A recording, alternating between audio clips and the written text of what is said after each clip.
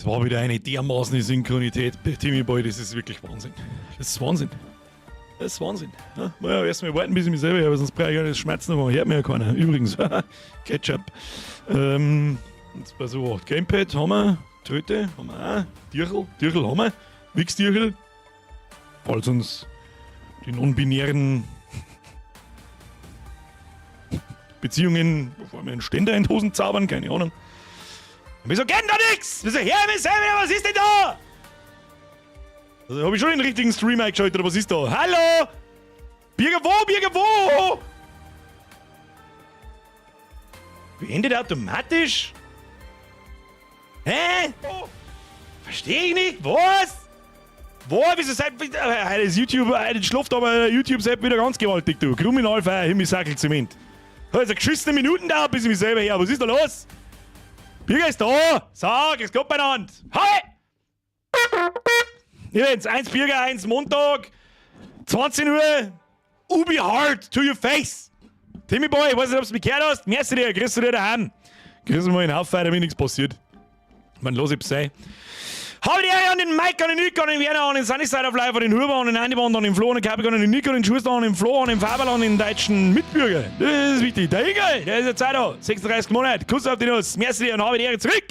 An den Bosel, an den Marcel, an den Mad Max, an den Mitchell, an den Hanuta, an den Faberl, an den Bazooka Joe, an den Jackson, an das Real Gurkel. Aber nur ans Real Gurkel, nicht ans Unreal Gurkel. War es DDDA, Joos Raute, Leerzeichen, Leerzeichen, Leerzeichen, Leerzeichen, Leerzeichen, Leerzeichen, Leerzeichen, Leerzeichen, Leerzeichen, Leerzeichen, Leerzeichen, Leerzeichen, Leerzeichen, Leerzeichen. Was ist das an anderen Leute? Wie letzte Woche zum Beispiel, der scheiß der bei 50 einer, der wird nicht einmal mit Donation angezeigt, aber ja, wenn seinen Scheißdreck einer ratzt. Da steht so 18 Mal dasselbe und ich habe Spam Protection, aber ich lese trotzdem vor. Leerzeichen, Leerzeichen, Leerzeichen, Leerzeichen, Leerzeichen, Leerzeichen, Leerzeichen, Leerzeichen, Leerzeichen, Leerzeichen, Leerzeichen, Leerzeichen, ich glaube Leerzeichen nochmal und ich komme.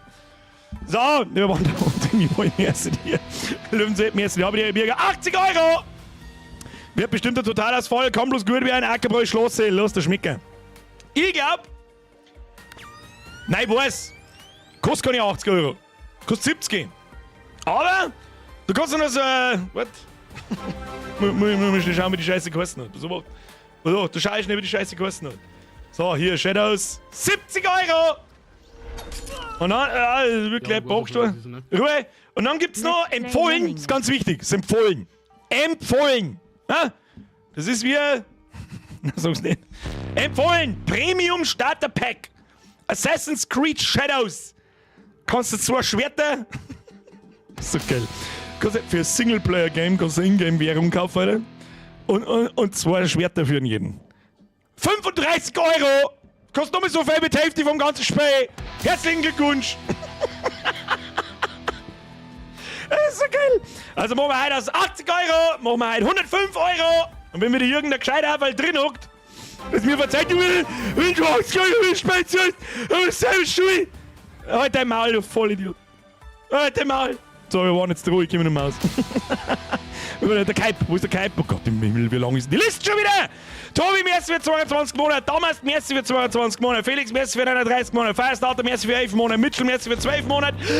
Flo, merci für 5,7 €. Ich brauch's nicht lesen. Let's Play Lemminge wahrscheinlich. Timson, kurz auf die Nuss für 54 Monate. Andal, merci für 21 €. Kaip, merci für 49 €. Sebastian, merci für 27 €. Löwensepp, dann 70 €. Nein, wir machen 105 €. Du könntest 105 € ausgeben, damit du das ganze Spiel kriegst. Und 4 Schwerter und Ingame-Währung für einen Ingame-Shop, die kannst du für 35 € noch, das ist so geil, Alter. Klang jetzt schon wieder! Aber, wir versuchen es. Ich streng mich an. Ich gebe mir wirklich Mühe. Ich bin stets bemüht, um nicht zu sagen. So unvoreingenommen, wie es geht. Zum Sei. Ob das geht, ne, weiß ich nicht. Ich erwarte auch keinen Totalausfall. Ich sag's, was ist. Ich erwarte keinen Totalausfall. So wie das bei Skull and Bones der Fall war. Den erwarte ich nicht. Es ist nämlich einfach ein 0815 Assassin's Creed mit einem anderen Skin. Und ich gehe mir schwer davon aus, es ist so eins dasselbe Spiel wie Mirage oder wie Valhalla, bloß mit einem anderen Skin. That's it. Ja. Na, schau, ich muss jetzt den hier schon wieder. Da kommt kein Mensch mehr mit! Wer ist da? Der Pitt ist dran. Wo ist der Pitt? Pitt, wo bist du da? März für 27 Monate. Lennart, März für 16. Tobi, März für 12. Sturmlakai, März für 34. Niklas, März für 4. Timmyboy, März für 1 Euro. Wer kann, der kann. Vielleicht besteche ich ja jemanden, dass es immer da ist. Ja, mit Geld. Erste dir. Hey, Mann! Kuss auf die Nuss, März für 6 Monate. Und hab ich jetzt alle. Ich hoffe, ich hab keine übersehen. Ich weiß es auch nicht. Andi, März für 1 Euro. Kaufen! Ja, du, voll, der hast ja schon Geld verloren, indem du erstens da herdonetzt und zweitens das Spende gekauft hast. Ich verstehe die Frage nicht. Ralph, März für 46 Monate und Simply the Best, März für 25. Nein, mit einer anderen Skinfarbe. Also, weißt du, was ein bisschen schade ist? Wo ich glaube, dass... Domi! Ich nur an mich erinnern. Just Mercy, Alter, was ist das für eine behinderte Frage? Domi, sicherlich. Ja, sicherlich! Und das ist der Arschloch. Mr. Domi, wir haben Sie vermisst. Merci dir. Bierman, warte ab, bis du den Battle Pass siehst. Oh, das wird gut, ja. Es gibt echt einen Battle Pass. Es gibt einen Was du in einem Singleplayer-Spiel mit einem Battle Pass? Hab ich da auch einen XP-Balken im Battle Pass, dann wie weit das im Spiel. Also, haben sie nicht bloß an sie geschissen, oder was? Sag's ihm. Ja? Er ist ja besser bekannt als der Deppball Pass dann. Also, das ist wirklich, der war in Diablo Immortal, war schon wirklich grenzdebil behindert. Ein Battle Pass und ja, ich hab ja eine super Idee, was kann man noch? Weiß ich nicht, wir kann man eigentlich einmal die Inhalte wieder ins Spiel und die Leute haben 100 Euro gezahlt haben, die das einfach geben.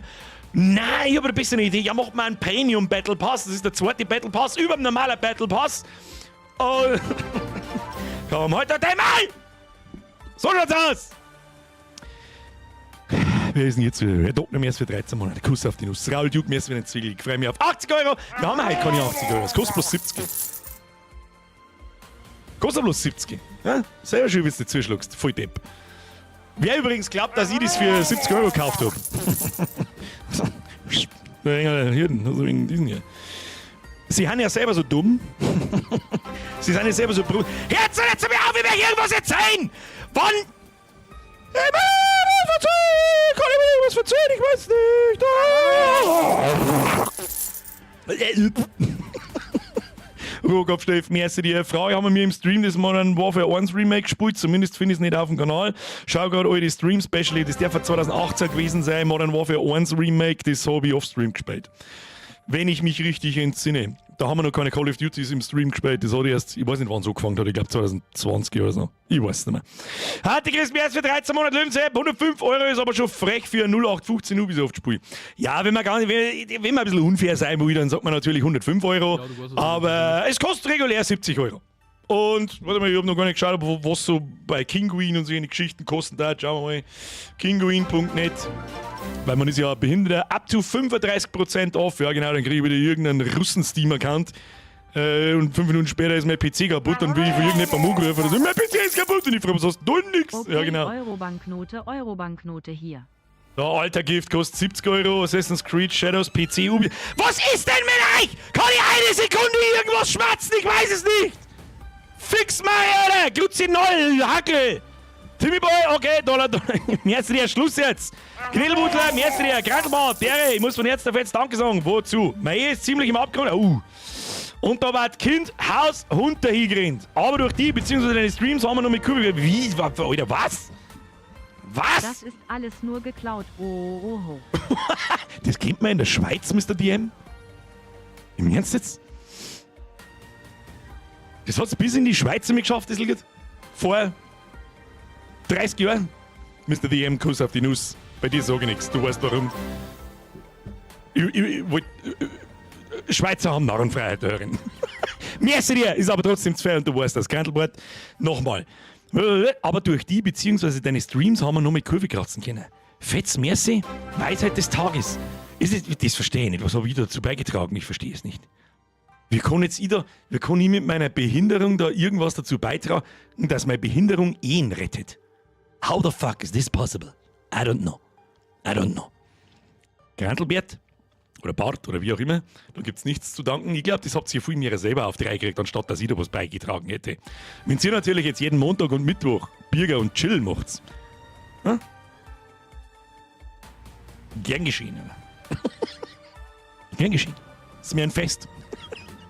Basti mehr wie 16 Monate, Animals hat mehr wie 14. So, jetzt passen wir hoch. Es ist 10 Uhr, wir fangen jetzt zum Spähen. Das schmeißen wir wieder 3 Stunden lang in die Scheiße. Moin, alle hört Sound jetzt aus da. Wo ist das komische rote Symbol? Da drücken wir jetzt drauf und schauen, was passiert. Vielleicht kann ich auch, wenn ich das Sperr am Start, dann holst du zumindest mal kurz auffotzen. Dann kann ich vielleicht einmal irgendwas sagen, was ich da heute eigentlich erwarte. Ich habe nicht recht viel gesehen. Also natürlich habe ich zwangsweise beim Videos schauen oder sonst was einmal irgendwie Gameplay gesehen oder so. Ich habe eigentlich nur, ich habe viel Positives gelesen, dem ich nicht ganz traue. Ich sag das, wie es ist. Jetzt gehen wir mal durch. Überall mehr wieder Euro. Weitermachen, okay, ich hab's wieder. Hau ab jetzt! Da, Warnung, bitte vor dem Spielen lesen, ja genau. Dein Mamlese! So, Gamepad ist vorbereitet. Was man natürlich Assassin's Creed mit dem Gamepad gespielt und nicht mit der Tastatur. Kann man zweimal probieren, aber weiß das eh, was es ist. Also, jetzt weiß ich mir auch, was ich erwarte heute. Ich erwarte keinen Totalausfall wie das. Warum ist denn das zweite Licht da? Das sieht scheiße gut aus, schon hin. Ich habe die ganze Zeit denke mir schon, irgendwie ist das Battle halt besser. Oder? Willkommen. Ein schöner Ort, nicht wahr? Eine frische Meeresbrise, die warme Sonne. Dieser Strand gehört nur dir. Er existiert nicht in der Welt da draußen. Was du siehst, stammt aus der Vergangenheit. Deiner Vergangenheit. Einer deiner Vorfahren hat diesen Ort vor langer Zeit besucht und seine Erinnerung für immer in das Gewebe eurer DNA geschrieben. Animus Ego schaltet diese Erinnerungen frei, damit du sie spüren, durchstreifen und dich verbinden kannst. Wie Sandkörner, die als Felsen begannen, wurdest du von diesen vergangenen Leben geformt. Zu dem, was du heute bist. Du wurdest gelogen. Deine Reise zur Achtsamkeit beginnt durch diese vererbten Erinnerungen. Für eine ganzheitliche Sichtweise auf das, was dich zu dir macht. Neue Erinnerungsstränge werden aktiviert. Befreie dich von Selbstzweifeln, Angst und Schwäche. Schenk dir das Selbstvertrauen, die Welt zu erobern. Folge der Spur. Wir bleiben in Kontakt.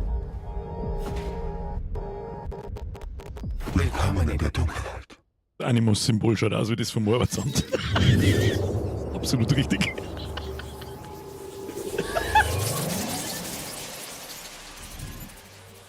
So. Ich will jetzt mal irgendwas sagen zu dem ganzen Bums da, ja? So, also bei so. Ich erwarte hier keinen Totalausfall, so wie das bei Skull and Bones der Fall war. Warum? Weil es einfach Assassin's Creed ist. Das Ding ist seit 20 Jahren das gleiche Spiel. Bloß mit einem anderen Skin. 5 Noob-Sekunden, ja, denk mal so, wenn ich das erklären will. Wenn ich meiner Mama erklären müsste, was ist ein Skin? Das zum Beispiel, übersetzt man es einmal direkt, Haut. Ja, im letzten Spiel war der Hauptcharakter halt nicht. Muss ich mich halt zusammenreißen, dass das Wort nicht rausrutscht. War halt nicht, was ich sehe, sondern war halt einfach ein paar andere. Den hat man einfach ein anderes Gewand gezogen. Und dann kommt einfach das ganze. Andere Skin kam tatsächlich wörtlich nicht mehr. Was ist da los? Herr Kers! Ja, kurz zu spät, da kriegst du die Privattröte, pass auf. Mr. Who Cares? Welcome to the Squad, Kuss auf die Nuss. Ab in den Chat habe ich die Ehre in den Who Cares-Seppen hinein. Danke für die Mitgliedschaft, Schluss jetzt. Darum gehe ich schwer davon aus, dass die Spielmechaniken in dem Spiel kein Problem sind. Kein recht viel Probleme machen werden. Ich glaube auch nicht, dass recht viel Innovation drin steckt. Ja, man wird auf die Häuser umeinander kraxen gehen, man muss sie verstecken, man muss Leute abstehen, man kann sie vielleicht auch durchkämpfen. Ich kann mir halt sehr gut vorstellen, dass der Yasuke, er ist mehr so der brachiale Typ. Ich meine, er ist offensichtlich 2,50 Meter groß und ein totaler Hühner, mit dem prügelst du einfach durch. Und sie ist der kleine Winzi-Zwerg und schnell, sie ist der Schurke. Er ist der Tank und sie ist der Rogue. Ne? Will man anschleichen und so weiter und so fort. Und an und für sich ist die ganze Story, das Grundkonzept von Assassin's Creed ja eigentlich ganz geil. Ich glaube, so da vorher gerade irgendwie, ich glaube, der YBO war's. Was ist der Luke? Welcome to the Squad! Luke, habe ich einen in den Chat. Merci jetzt. Lass mich fertig schmerzen. Kriminalfeier, Himmelssackl, Zement. Welcome to the Squad. Danke für die Mitgliedschaft. Ist das ganze Story-Konzept mit diesem Animus und so weiter, dass du anhand von der DNA in Erinnerungen von deinen Vorfahren bewegen kannst und so weiter, ist ja eigentlich ganz geil. Ja? Das hat ja einen Grund, warum Assassin's Creed eigentlich eine riesengroße Marke oder ein großes Franchise ist. Und ja, was das ganze Ding kann. Ja, da kann man durchklicken, schon. Das war, ich habe immer gemeint, das war der letzte Teil. Sagen wir es, das war der letzte große Teil. Der letzte Teil war eigentlich Mirage, wenn ich mich richtig erinnere. Das ist mir, oder was heißt richtig erinnert, das ist mir einfach gesagt worden. Der kommt da. Was haben wir da? Origins. Das war das letzte, was ich gespielt habe, muss ich auch dazu sagen. Ganz kurz habe ich Valhalla gespielt, aber ich so, ich habe keinen Bock auf Assassin's Creed. Dann haben wir Odyssey, das war glaube ich in der griechischen Mythologie. Und dann haben wir Shadows. Wo ist der ganze Rest? Wo waren die ganzen Guten? Wo waren die ganzen Guten? Syndicate habe ich gespielt. Black Flag habe ich natürlich gespielt. Die ersten 3 Teile habe ich gespielt. Darum glaube ich, außer die Spiele haben sie wirklich in die letzten 3 Teile so krass geändert, dass sie überhaupt nichts mehr damit zum Tor haben von früher. Was ich Ubisoft durchaus zutraue. Naoe und Yasuke. Fangen wir einfach an. Ja, lassen wir an. Feudales Japan. Yasuke ist ein Außenseiter in einem fremden Land. Zu der damaligen Zeit, das habe ich mitgekriegt, war er übrigens der einzige Außenseiter. Ubisoft denkt sich so, unsere Geschichte wurde gefunden. Und falls irgendein Gescheithafel kommt, an Yasuke hat es wirklich gegeben. Den hat es wirklich gegeben, aber er war mit Sicherheit kein Samurai. Okay? So. Mit Sicherheit nicht. Ist nicht sogar der japanische Premierminister dabei, Ubisoft zum Verklagen, weil man in dem Spiel als, ja, was halt damals einfach nicht sehr wahrscheinlich war, als 2 Meter großer Ausländer zu der damaligen Zeit und farbiger die Königstochter und Prinzessin zusammenhauen kann? Weiß nicht, Ubisoft, weiß nicht. Beide sind in den Augen der mächtigen Kriegsherren der vielen verfeindeten Regionen Japans völlig unbedeutend. Doch sie sind im Begriff, einen Pfad zu beschreiten, der das Schicksal der ganzen Nation formen wird. So, was jetzt eigentlich ein wenig schade ist. Ich habe mich natürlich gefreut auf einen Totalausfall. Ich sage das, es gibt einfach den besseren Content ab. Sagen wir so ehrlich. Ist einfach so. Ist so. Ich erwarte aber keinen Totalausfall. Und leider Gottes bin ich mit dem feudalen Japan nicht so vertraut, dass mir so Fälle auffallen daten, wie wenn irgendwelche Assets und so weiter halt einfach nicht passen und nicht in die Zeit passen. Das ist ein bisschen schade. Darum werden wir uns aufs Gameplay fokussieren und schauen, was passiert. Neues Spiel! Normal geführte Erkundung. Was ist das? Du musst dein Netzwerk einsetzen und Spuren nachgehen, um deine Ziele zu finden. Und in einem Abenteuer, weiß ich nicht, was linearer Modus, der Standard, hä? Immersiver Modus. Das Aktivieren dieser Option legt die Sprachausgabe automatisch auf Japanisch fest. Wir haben uns selbstverständlich das Ganze in Deutsch an. Ich mag wissen, ich mag mal wieder hören, wie schlecht der deutsche Synchro sein kann. Und dann die sagen, drücken wir auf Start, wir lassen einfach, halt, stopp, ihr bleibt alles so, wie es ist. Dann muss ich umbleiben. So, jetzt laden wir uns zurück und lassen wir uns überraschen. Kommen als Fetzen zu uns. Erneut durchleben wir ein Kaleidoskop aus Erfahrungen und Gefühlen. Einige Erinnerungen sind tröstlich und vertraut. In ihnen finden wir Frieden, Zufriedenheit. Und dann sind da jene, die ich wiederhergestellt habe, die ich dir zeigen will. In diesen Erinnerungen... Der Crowd ja, ich bin jetzt aber gespannt. Nicht nur du. Schon wieder, du bist doch letztes Mal erst Mitglied geworden. Was tust denn du? Aber ich greife vor. Vielleicht verstehst du anfangs nicht, was du siehst. Aber du musst mir vertrauen. Dir selbst vertrauen. Erster Eindruck, Grafik, was ich bis jetzt gesehen habe, okay. Deutsche Synchro, okay. Vor Jahren begann meine Reise auf dem Meer.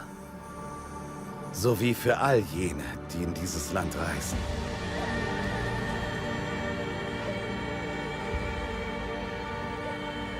An diesen vielschichtigen Ort voller Gefahren, der seit Jahrhunderten mit sich selbst im Krieg ist. Aus diesem Chaos und Blutvergießen ergab sich eine Gelegenheit für mich. In Gestalt des größten Kriegsfürsten in der Geschichte des Landes. Oda Nobunaga.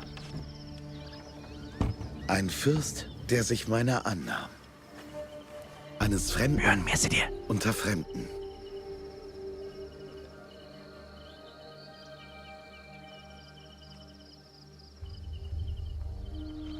Un momento, Shugo. Tragam a cadeira, irmãos. Chegou na hora certa.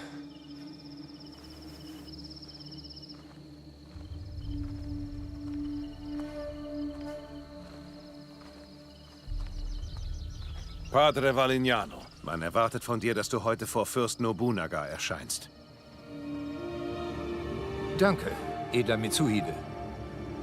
Wie ihr wünscht.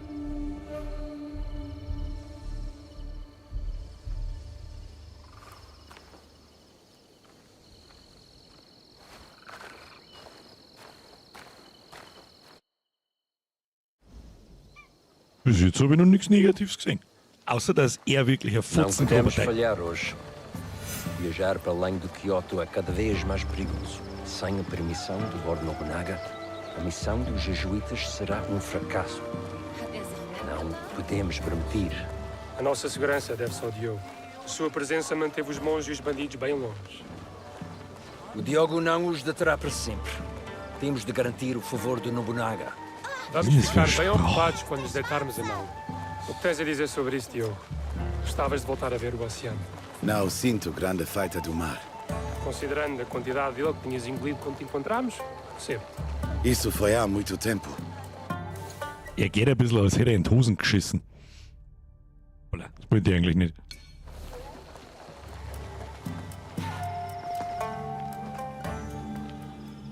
Was ist das für Sprache? Ne? Das ist, weiß ich nicht, aber egal. Portugiesisch? Da schon.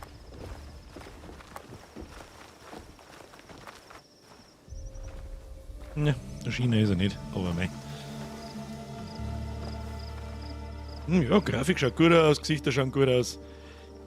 Haben offensichtlich dasselbe Problem wie alle anderen Spiele auch. Die Gesichtsmimiken sind ein bisschen sehr steif. E junto dela mora Hiromaru, o vassal mais próximo do Lord Oda Nobunaga. Hier sind nur Berühmtheiten. E isso só nos dificulta as coisas. Der hat so einen großen Kopf, geht das so. Damit zwar kurz zum Hilo, wer weiß das.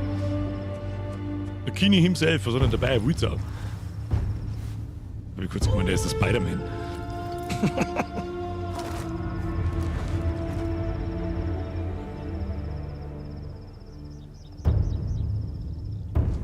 Crowdtech, Schluss jetzt! Wo ja der 4-Tasten Yasuke-Simulator mal spielt.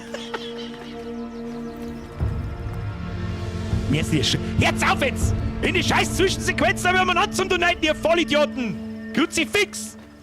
Mir fällt mehr dir, der dem Samurai innen. Ich muss so vorlesen. Weil währenddessen ein Schwanz im Maler was. Wir geben ihm eine gerechte Chance.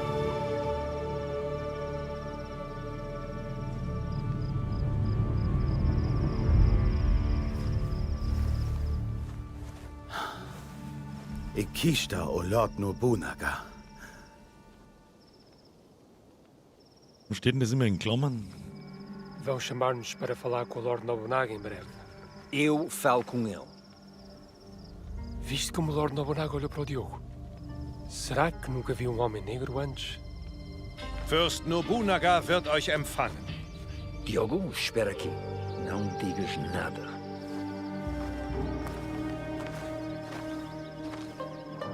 Fürst Nobunaga befiehlt, dass der schwarze Mann sich anschließt. Aber er ist mein Schwertträger. Ein Sklave. Und er spricht die Sprache nicht. Es ist Fürst Nobunagas Befehl.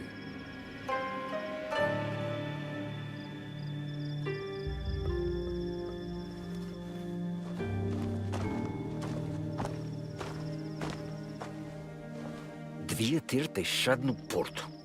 Ou flutuar no mar onde encontramos.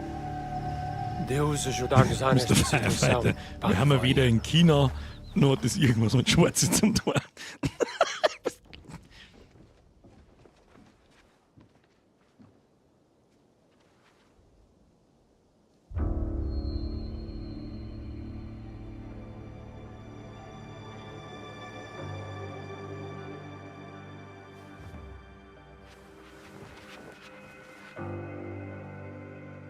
Fürst Nobunaga, vor euch seht ihr Padre Valignano.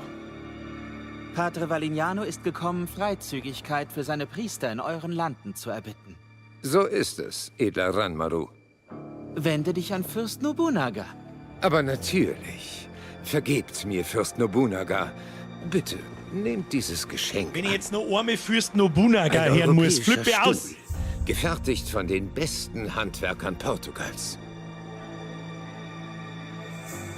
Ihr dürft euch erheben. Freizügigkeitsfrage, die habe ich mir auch gerade gestellt. darum, dass deine Priester sich frei bewegen können. Doch die sind bereits hier, Padre Valeniano. Statt dir Sorgen um die Füße deiner Priester zu machen, solltest du eher an das Wohl ihrer Köpfe denken.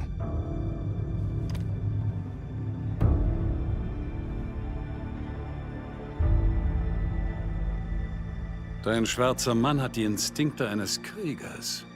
Als er die Gefahr erkannte, in der ihr schwebt, fand sein Blick jede Bedrohung in diesem Raum. Es tut mir leid, Fürst Nobunaga. Er kann uns nicht verstehen. Lernt man in der Bronx Ich aber hätte gelernt. viele Fragen an diesen Mann, wenn er uns denn verstünde. Seit seiner Ankunft ist er in ganz Kyoto das einzige Gesprächsthema.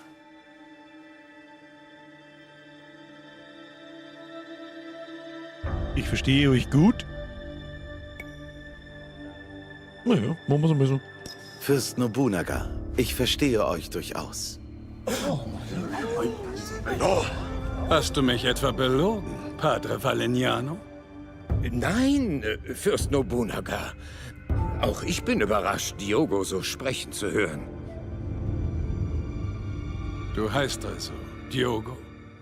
Ja, edler Nobunaga. So nennen sie mich.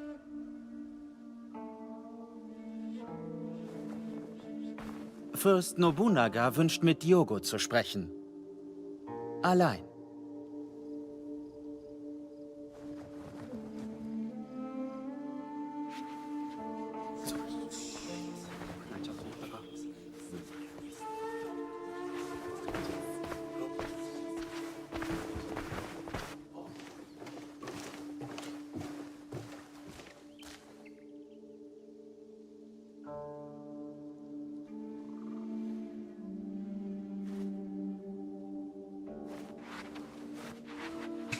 Jetzt gibt's ein Rap-Battle. Setz dich.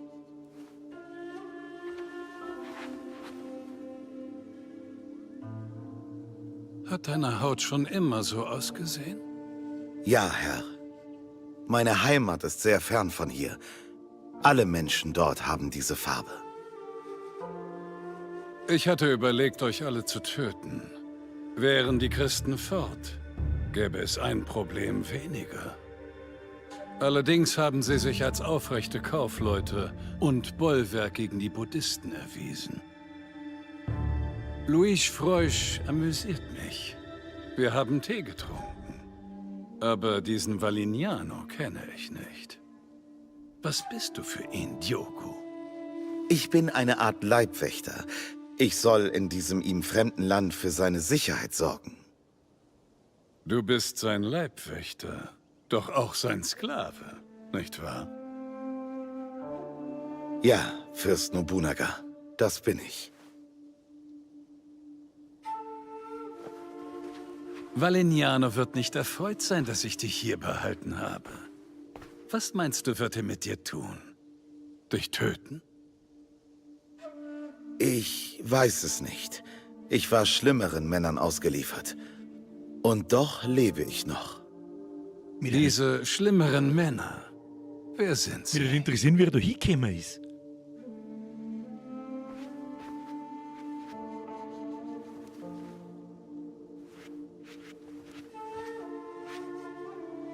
Padre Valeniano, ich werde dir gewähren, wofür du gekommen bist. Deine Priester dürfen sich frei in diesen Landen bewegen. Danke, Fürst Nobunaga. Ihr werdet es nicht... Doch dein Diener, Diogo, wird bleiben. Er könnte sich als nützlich für mich erweisen. Ach, sehr wohl. Auch wenn er zu kaum mehr taugt, als eure Sandalen zu tragen. Unter mir werden Sandalenträger zu Fürsten. Ich sehe Potenzial in diesem Mann. Einen Krieger, dessen Feuer Heere inspirieren kann. Er soll geprüft werden. Womöglich wird er zur Legende. Oder aber er stirbt. Diese Erinnerung ist fragmentiert. Was übrig blieb, verflüchtigt sich zu unendlich vielen Fetzen. Ich springe zur nächsten wiederhergestellten Erinnerung vor. Einen Augenblick. Man kann die Integrität einer Erinnerung manipulieren. Dafür gibt es eine Vielzahl von Gründen. Viren, Datenverlust, Umwelteinflüsse. Doch manchmal liegt es nur daran, dass... No, jetzt fällt's Hacke eingesucht, ich weiß nicht, was dran war. Dann war ich einfach da und dann war ich brutal.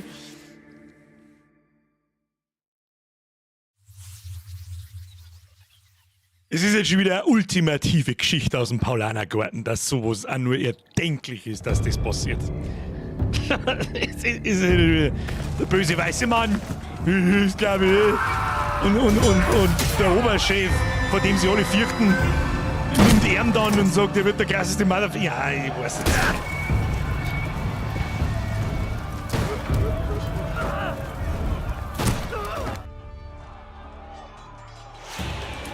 Aber jetzt sag, jetzt war ich wieder zum Schlägen. Bin gespannt. So, Grafik, erster Eindruck, schaut eigentlich ziemlich gut aus. Wo ich jetzt schon wieder das Kotzen kriege, ist wenn 5000 Fenster. Zusatzinhalte freigeschaltet! Zusatzinhalte! Wo? Töte die gegnerischen Shimori, wir halten überhaupt zu. So, ja, kann man da so mal, ja. Das, oh, nutze RB und RT, um anzugreifen. Das kriege ich hin. Wie kann ich sprinten? So kann ich sprinten, so kann ich da. Hoppala. Fotomodus, ja, der ist wichtig. Wo haben wir ihn? Im Fotomodus, warum nicht Fotomodus? Im Fotomodus kannst du während deines Abenteuers in Japan eigene Fotos machen. Ihr wisst schon, dass es die Funktion des Screenshots gibt. Mach das weg jetzt da, wir kommen da raus. Okay, so, da.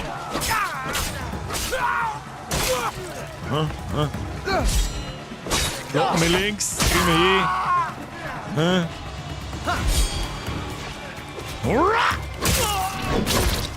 Okay. So, kann ich da...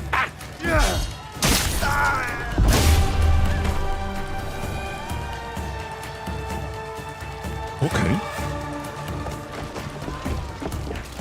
Grafik schaut gut aus.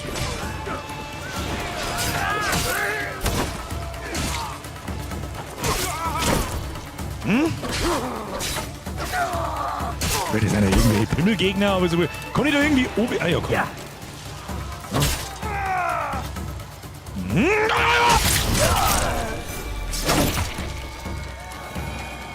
Okay, I'm impressed.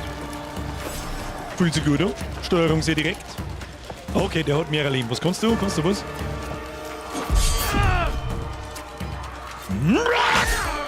Okay, der kriegt keinen Schaden nicht. Dann haben wir ein paar mehr da. Langweilig.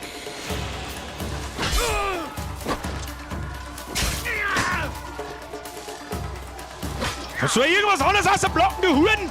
Kann ich vielleicht nicht irgendwas anderes? Oh, okay, bin gestört.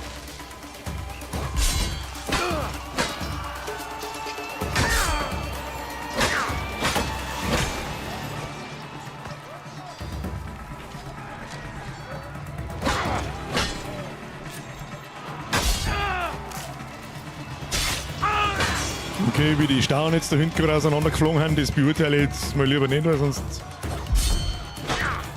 Ja, für was blocken die, wenn ich die direkt kontern kann? Oder tue ich da wieder was falsch gemacht? Schlungen nicht einfach so? Die hier geben nicht so leicht auf. Ja gut, das war jetzt ein mittelmäßiges Kampferlebnis, muss ich sagen, wenn ich einfach... Muss ich nie.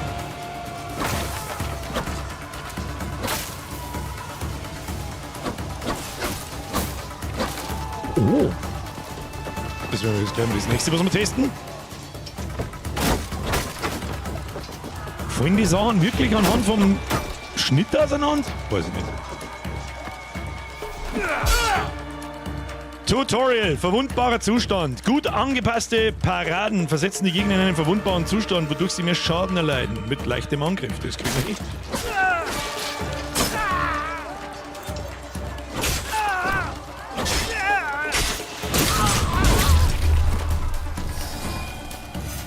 Okay, kann ich mich nicht beschweren, fühlt sich gut an. Kampfsystem, sehr direkt, ich mag jetzt schnell herausfinden, ob Sachen auseinanderfallen, das ist ein wichtiges Feature. Sinnlos, aber wichtig. Warte mal, ich möchte Zahn auseinanderschnipseln. Und zwar genau da, wo mein Samurai-Schwert hingeht. Scheint jetzt doch nicht so gut zum Funktionieren. Kreisel vielleicht? Nein, auch nicht. Egal. Gut, Grafik schaut auch nicht so schlecht aus. Kann man, oh, haben wir erst Boss.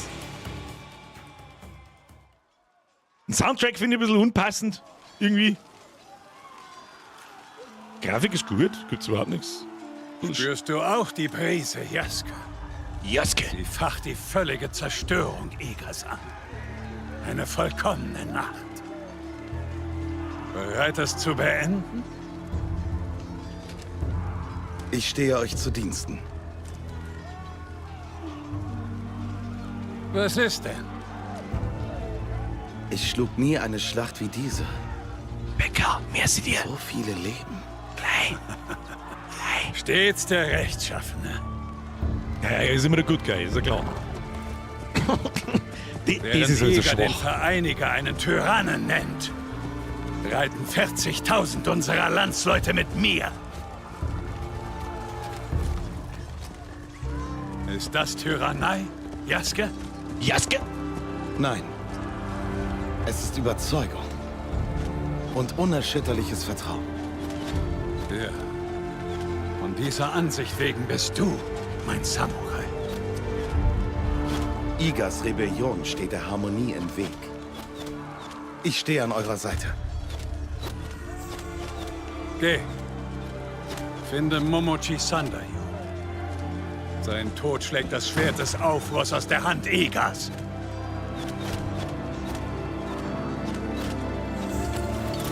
Normalerweise war jetzt schon wieder lästig, wenn wir die ganze Zeit nur Cutscenes sehen, aber KCD hat uns da ja was anderes die Feuer! Der Wind trägt sie müssen wir ein paar weiter! Leiter schlagen, oder was? Wie müssen wir da schlagen? Pfeile! Passt auf! Was soll ich jetzt hier mit Pfeile?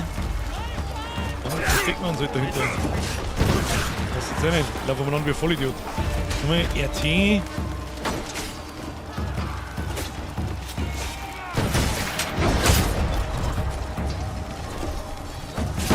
was war denn das?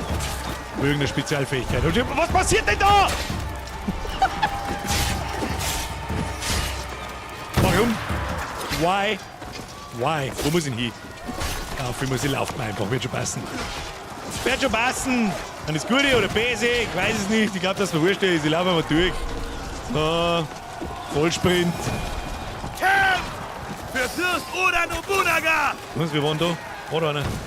Ja, Kameraführung, on point. Nice, good job. So, haben wir noch einen. Schau mal her. Tut sich zu, und anfängst bist Matsche, mein Freund. Jetzt kommt. Gut, wie hoffentlich noch anders, aber ich glaube, dass ich jetzt im Tutorial schon alle Finisher gesehen habe, die es wahrscheinlich im ganzen Spiel gibt. Tragen. Wieso kann ich den tragen? Nicht, dass ich nicht findet. Nee. Kann man wegen, warte mal. Da kann man ein wenig reinschauen schon hin. Ein bisschen schade, dass kein Blut nicht rausrinnt. So, was ist da? Werfen wir den Stein ein. Richtung zur Tür sprinten und sie zu durchbrechen. Belegt man nicht mal wieder hin. Y, ja, passt. Ja gut, ist jetzt Zeit. Anfang vom Spiel, was erwarten wir da? Jetzt mag ich noch schnell was ausprobieren. So, das ist zack, zack, zack und dann mit X.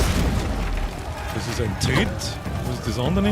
Weiß ich nicht. Egal! Das heißt, einfach drauf zusprinten und los geht's. Oh, ja. Tolle Animation. Hat richtig Spaß gemacht.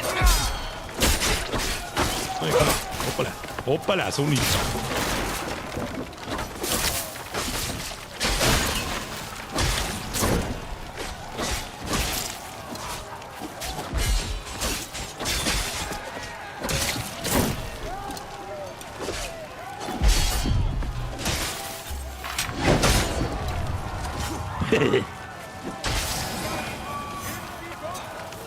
Was auch immer das jetzt gerade war, was da passiert ist, aber ist ja scheißegal.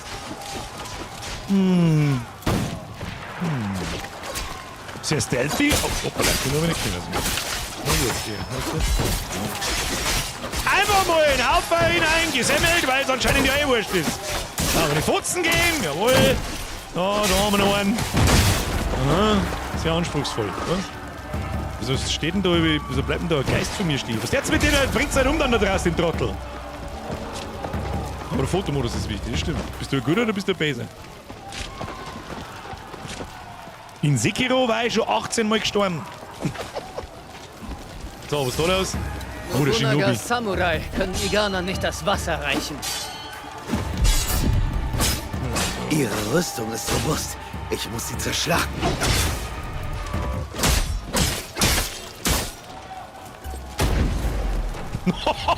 Was? Was ist denn jetzt? Alter, wer tut denn einen Fotomodus auf den linken Stick, wenn ich drauf drück? Ah, das kennt jeder auf diesem ganzen verdammten Planeten, kennt das.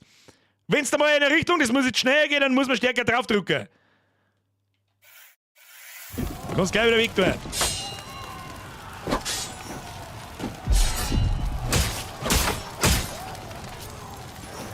Eine letzte Tür, die ich durchschreiten muss.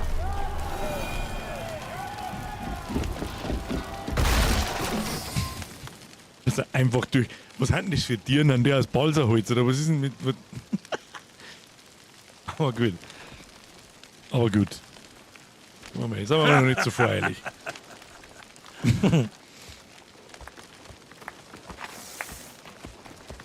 Meine Ein-Mann-Armee.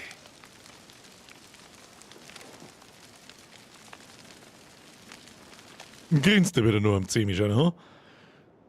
Der Papadickel-Deal, ich glaube. Weiß nicht, aus was hat man im Feudal in Japan Zäune und Türen gebaut? Das Papadickel. Was denn? Hat's der Papadickel schon gegeben? Eine weitere Erinnerung. Nur noch feiner Partikelstaub. Hör aufmerksam zu. Erinnerungen können zersplittern, ignoriert werden oder verzerrt. Doch was war, kann nie wirklich verloren gehen. Die Vergangenheit hat Macht. Verstehst du? Fujibayashi Inaue. Die strukturelle Integrität ihrer Erinnerungen ist intakt. Es gibt vieles für dich und sie zu entdecken. Ich wünsche dir viel Glück. Sonst war dies unser letztes Gespräch. Leb wohl.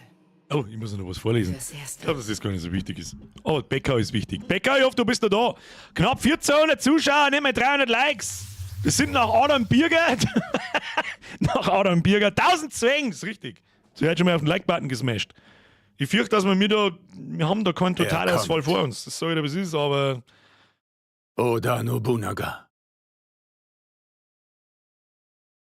Haben wir jetzt gar keinen Ton mehr aus der Synchro-Stimme, oder was ist denn jetzt kaputt? Hallo? Hallo? Ton wo?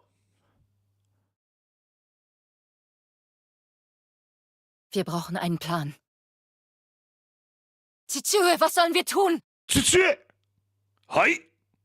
Wir reiten zum Aikoni-Schrein. Jetzt! Ist das Absicht? Das gehört nicht so, oder? Okay. Bruder, du kannst Ihr verbergt etwas vor mir. Ich sehe es in eurem Gesicht. Umgebung schaut aber gut aus. Das ist Hanfband. Brief. Es werden viele Kriege in der Welt geführt, Naue. Nicht nur der Oda Nobunagas. Kommen andere nach Iga? Ja. Das glaube ich, das, was sie wollen, ich glaube, das ist aber Teil nicht der in ihre Hände fallen. Erzählung. Dann werden wir es ihnen auch nicht geben. Nein. Ich nehme mal an, es ist Teil der Erzählung, dass man da sonst nichts ihr könnt mir nicht hört. alles verraten, Chitsue. Aber ihr müsst mir vertrauen. Das Gut ausschauen, du. Dann sagt mir, was ich tun soll. Ich schaffe das. Ich kann euch helfen. Vielleicht musst du das sogar.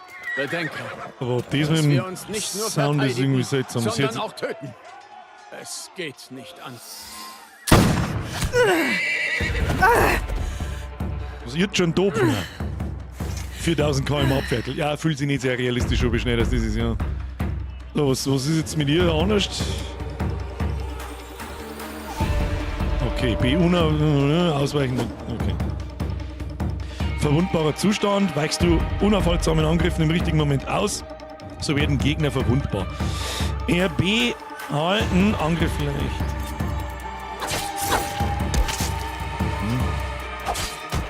Wenn ich einfach die ganze Zeit reinprügel wie ein Vollidiot, wird der Gegner dann einmal irgendwas anderes oder ob ich sowas wie Ausdauer leisten oder so, oder kann ich das jetzt 4 Stunden lang machen? Na gut, das habe ich jetzt nicht gesehen. Ja, gute Kamera, richtig schön platzierte Laternen, Dankeschön.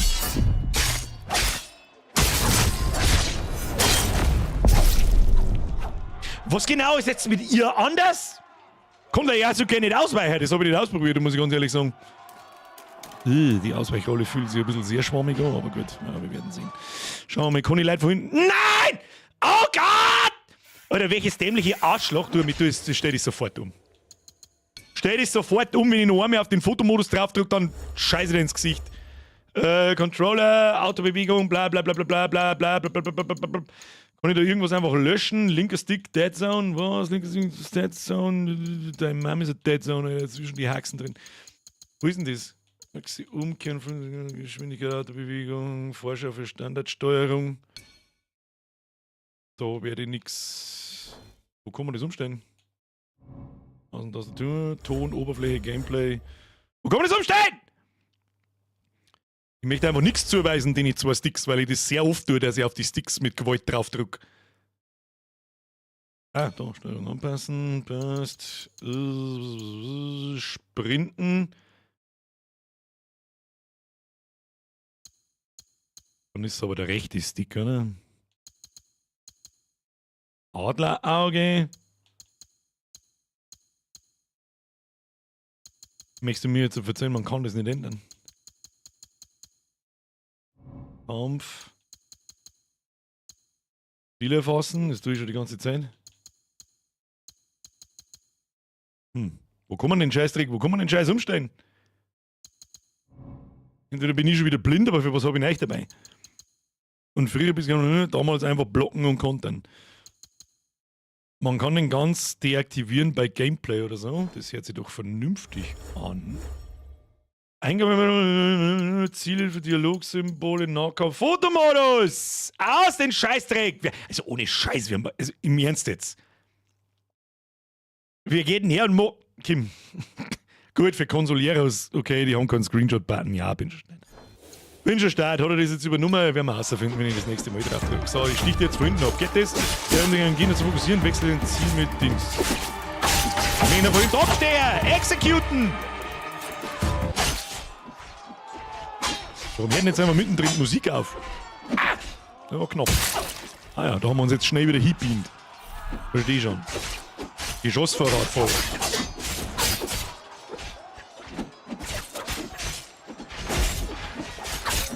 Nehmen wir was roschen.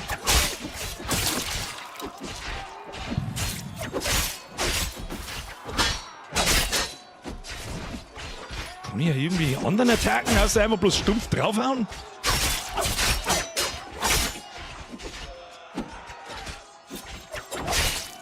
Das haben wir daneben gehauen, kein Mensch weiß warum.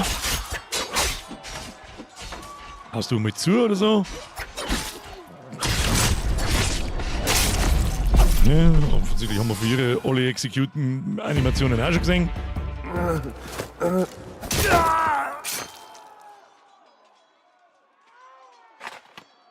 20 Mann. Für jeden Iganer. Sie sind nicht die Einzigen.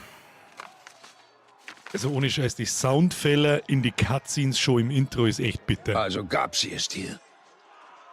Weil mir sitzen wir doch nicht vor einem Indie-Game. Sie kämen. Was jetzt zählt, ist der Kampf gegen Oda. Seine Streitkräfte strömen aus allen Richtungen. Die Berge, die Tigermäuler. Dann fange ich sie dort ab. Haben wir nicht genau das geschworen? Unsere Schwüre galten ihr. Und sie starben mit ihr.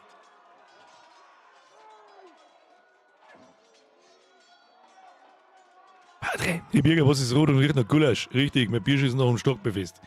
Entscheide dich. Wieder das Außerleben. Ich verstehe es. Riecht ja gut. Merci dir. Schluss jetzt.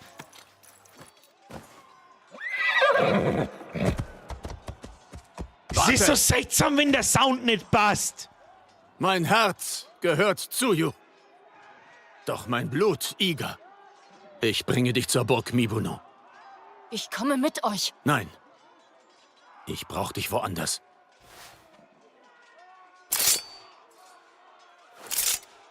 Ja, mit Zock. Nolly ist Assassin's Creed Fanboy so. Auf dem Berg. Öffne die Tür. Diese Klinge ist der Schlüssel. Was? Im Kofun ist ein Kästchen. Schütze es mit deinem Leben. Chue. Du willst mir helfen? Nun ist es soweit. Sandayu schafft das nicht allein. Zeig's mir. Fix den Bug doch schnell, dauert 2 Minuten. Was für ein Bug? Wir sollen nie ihn fixen. Geh. Wir treffen uns dort. Naue. Alte 4D installieren. Darf weder geöffnet. Gibt's Videos zum Fixen? Noch geraubt werden. Versprichst du es mir? Ich weiß jetzt nicht, ob ich da Interesse dran habe. Versprochen. Sein Gesicht schaut ziemlich realistisch aus, aber ihres schaut irgendwie Plastik aus. Was nicht. Nagato!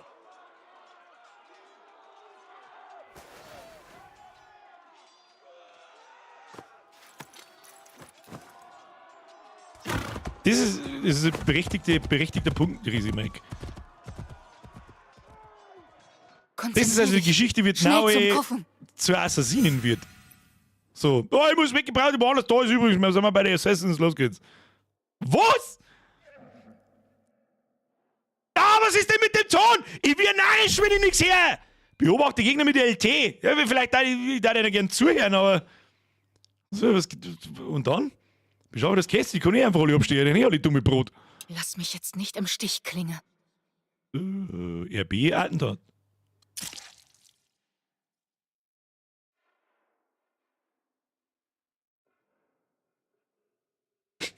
Und der Gegner fällt um. Was? Wie kann man sich ducken? Wie kann ich mich ducken? Bin ich stark drin. Umgebungsgrafik ist gut, gibt's überhaupt nichts. Man schaut auch rundum, die Bäume schauen super tipptopp aus, gibt's gar nichts. Kommt zwar nicht im Ansatz an, Casey die 2, aber gut. Entdeckung! Gegner werden misstrauisch und sehen genauer hin, wenn sie dich erblicken. Verstecke dich, um unerkannt zu bleiben. X ducken. Wo bin ich? Ah, ich kann graben, okay. Ja, aber ist bloß einer, den stechen wir einfach ab, fertig. Ich meine, was möchtest du? Was hast denn der Dreier da über dem Kopf? Ist das ein Level oder Pfeife mit? Kommt da drauf mit dem Zylinder. Und was tue ich jetzt?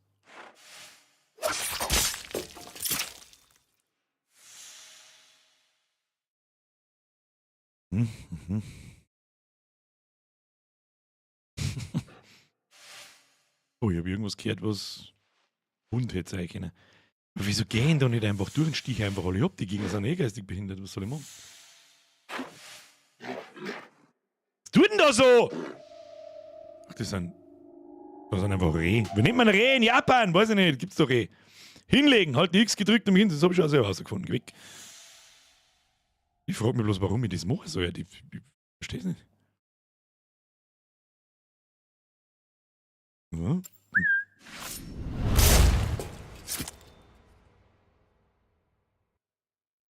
Was?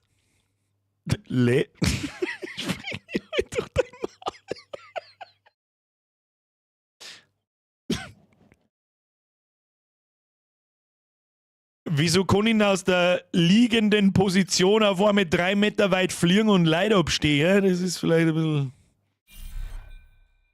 und verwende Hindernisse im Parkourlauf zu überwinden. Wo ist denn da? Also ist ein Stempel drin. Hoppala. Hoppala. So links. Nicht stehen bleiben. Finde das Kästchen. Aha, okay. Nur für die letzten Vollidioten unter uns. Der Koffer! Ja, was? Und beim Parkourlauf nach unten zu. Was?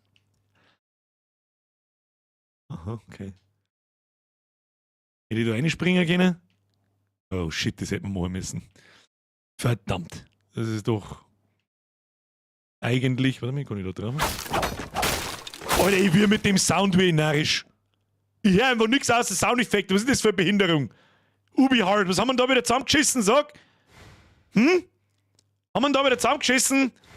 Ich bin narrisch, wird das nochmal besser? Wird das von selber besser? Muss ich Späne starten? Was muss ich machen? Muss ich da drinnen beim Absteiger? Ich weiß nicht. Stockfinsternis ist es, ich sehe überhaupt nichts. Chichue verlässt sich auf mich. Chichue, okay, Gesundheit. Probieren wir mal kurz was. Vielleicht kann man irgendwie sowas wie ein Audio-Reset erzwingen.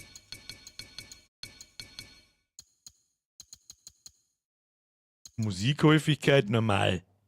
Umfang. Komplett, keine Ahnung. Audioglossar. Lerne die akustischen Signale kennen. Das interessiert mich ein Scheiß. Verstärke wichtige Tonsignale im Spiel und reduziere dabei die Umgebungsgeräusche. Scheint nichts zu bringen. Ton! Wo? Erster Punkt, 70 €! Hab seit einer Viertelstunde keinen Sound mehr gehört! Außer und ich kann Leute aus dem Niemandsland anspringen, die einfach da rumfallen. Probieren wir einen Restart. Ich mag die Scheiße nicht nochmal spielen. Warte, wenn die Cutscene vorbei ist, probieren wir es einmal. Sound ist ein DLC, ja, das darf mich nicht wundern. Kiste, Kiste!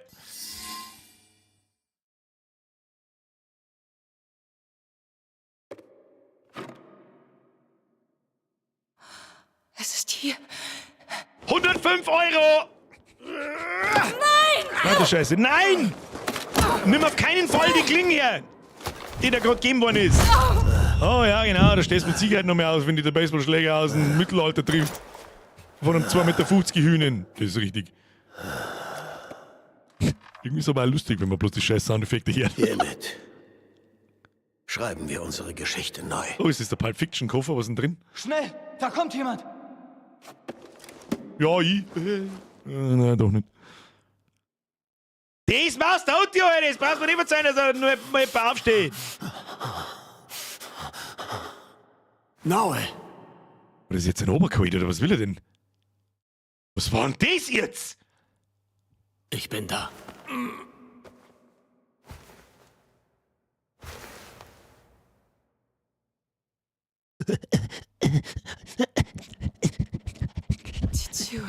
Du bist am Leben. Ich bin da. Ganz ruhig. Das Kästchen. Vielleicht hat er auch in ihren Unterhosen gerochen. Was weiß nie was. Ich hätte dir das nicht aufbürden dürfen. Haben wir früher Unterhosen hochgeholt? Ich weiß doch auch nicht. Schwur. Die neue Frage noch. Schmuckstück. Haben Japaner Knirschermiss? Haben Japaner Ein Unterhosen? Geheimnis. Das Kästchen. Deine Mutter. Meine Mutter. Liegt immer Pfeil in Ihr so ähnlich. Sah sie nie wieder. Halte durch. Wenn wir Tomiko erreichen, gibt es Hoffnung. Sie wird uns helfen. Oh. Der Ton macht mich auch fertig. Der zeigt nicht ab. Also wenn jetzt die Cutscene da nochmal vorbei ist, dann schauen wir, ob man irgendwo speichern kann. Und dann starte ich mal das Spiel rein. Ich kann mir schon vorstellen, wie das zustande kommt. Das Problem haben aber viele Spiele. Und ich bin der Letzte, der Ubisoft-Spiele rechtfertigt, okay? Der Letzte. Das darf in diesem Ausmaß, bei so einer großen Firma darf das nicht passieren. Das ist absolut lächerlich. Absolut lächerlich. Ich bin Tomiko. Dein Vater hat dich hierher gebracht. Wie auch immer er das in seinem Zustand geschafft hat. Seit er dich hier reingeschleift hat, schläft er wie ein Stein. Ihm stehen ein paar schwierige Tage bevor. Aber er wird überleben. Du kannst dich aufsetzen. Wie geht es dir? Nichts gebrochen. Ich kann mich bewegen. Kämpfen. Kämpfen? Ich hab dich nicht zusammengefleckt, damit du gleich wieder blutest. Ich muss gehen. Ich habe etwas verloren, das meinem Vater sehr wichtig ist. Ich muss es holen. Verloren? Was? Das darf ich nicht sagen. Nagato hat seine Geheimnisse und ich schaue weg. Das ist für uns beide das Beste. Du kennst meinen Vater gut. Und meine Mutter? Weniger. Ich habe zu viel Zeit verloren. Ich muss gehen. Gehen? Wohin denn? Weißt du überhaupt, wo du suchen musst? Dann hilf mir. Erzähl mir so viel wie möglich. Wie kam es, dass du dieses Ding verlorst? Da war ein Mann in Rüstung, ein Samurai. Er tauchte hinter mir auf. Ich war unaufmerksam. Wie sah er denn aus? Es war dunkel. Er trug eine Maske. Das tun viele Samurai. Kannst du sie beschreiben? Sie war fahl. Wie ein Onryo. Ich glaube, Vater hat sie ihm abgerissen. Vielleicht ist sie bei Nagatos Sachen. Ich legte sie beiseite, als ich seine Wunden versorgte.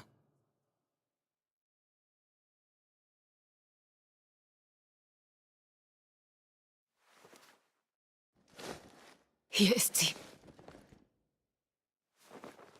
So eine habe ich schon mal gesehen.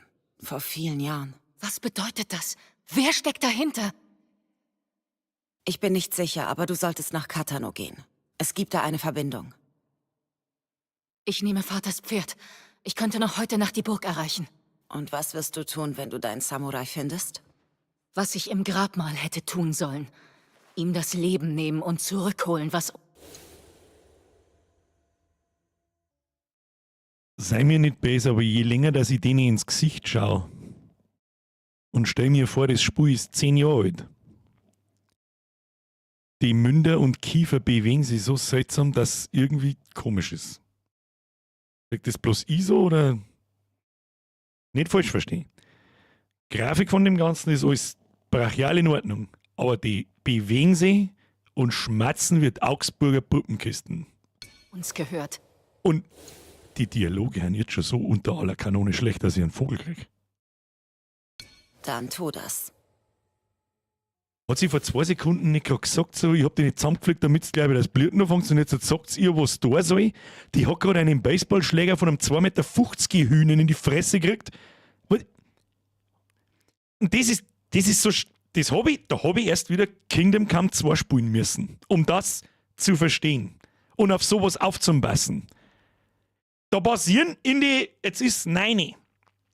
ersten 40 Minuten so viel, natürlich ist generell das Ganze da unrealistisch, ist mir schon klar, aber trotzdem, da passieren so viel Schwachsinnssachen schon wieder, die keinen Sinn machen. Also null! Wieso soll der krasseste Japano-Motherfucker dem anderen seinen farbigen Sklaven zum Ober-Motherfucker machen? Ja, da sehe ich Potenzial, den nehmen wir mit. 5 Minuten später, du bist der krasseste Motherfucker und bringst Alora, du bist ein Mann-Armee. Und das ist jetzt nicht irgendwie Hate aus der Nase gezogen, das ist absoluter Schwachsinn. Das ist absoluter Schwachsinn, das kann ich nicht ernst nehmen. Ich kann es nicht ernst nehmen und dann zirkt mich, obwohl ich vielleicht Lust hätte, das wäre ein gutes Speis, hätte ich vielleicht Lust, dass ich mich in diese Welt hineinziehen los. Aber so doch nicht!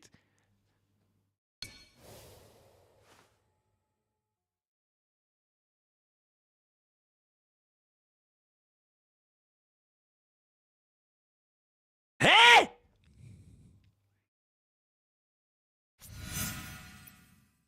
Der Onryo-Samurai, beschaffe das Kästchen. Immer noch. Wo muss ich hin?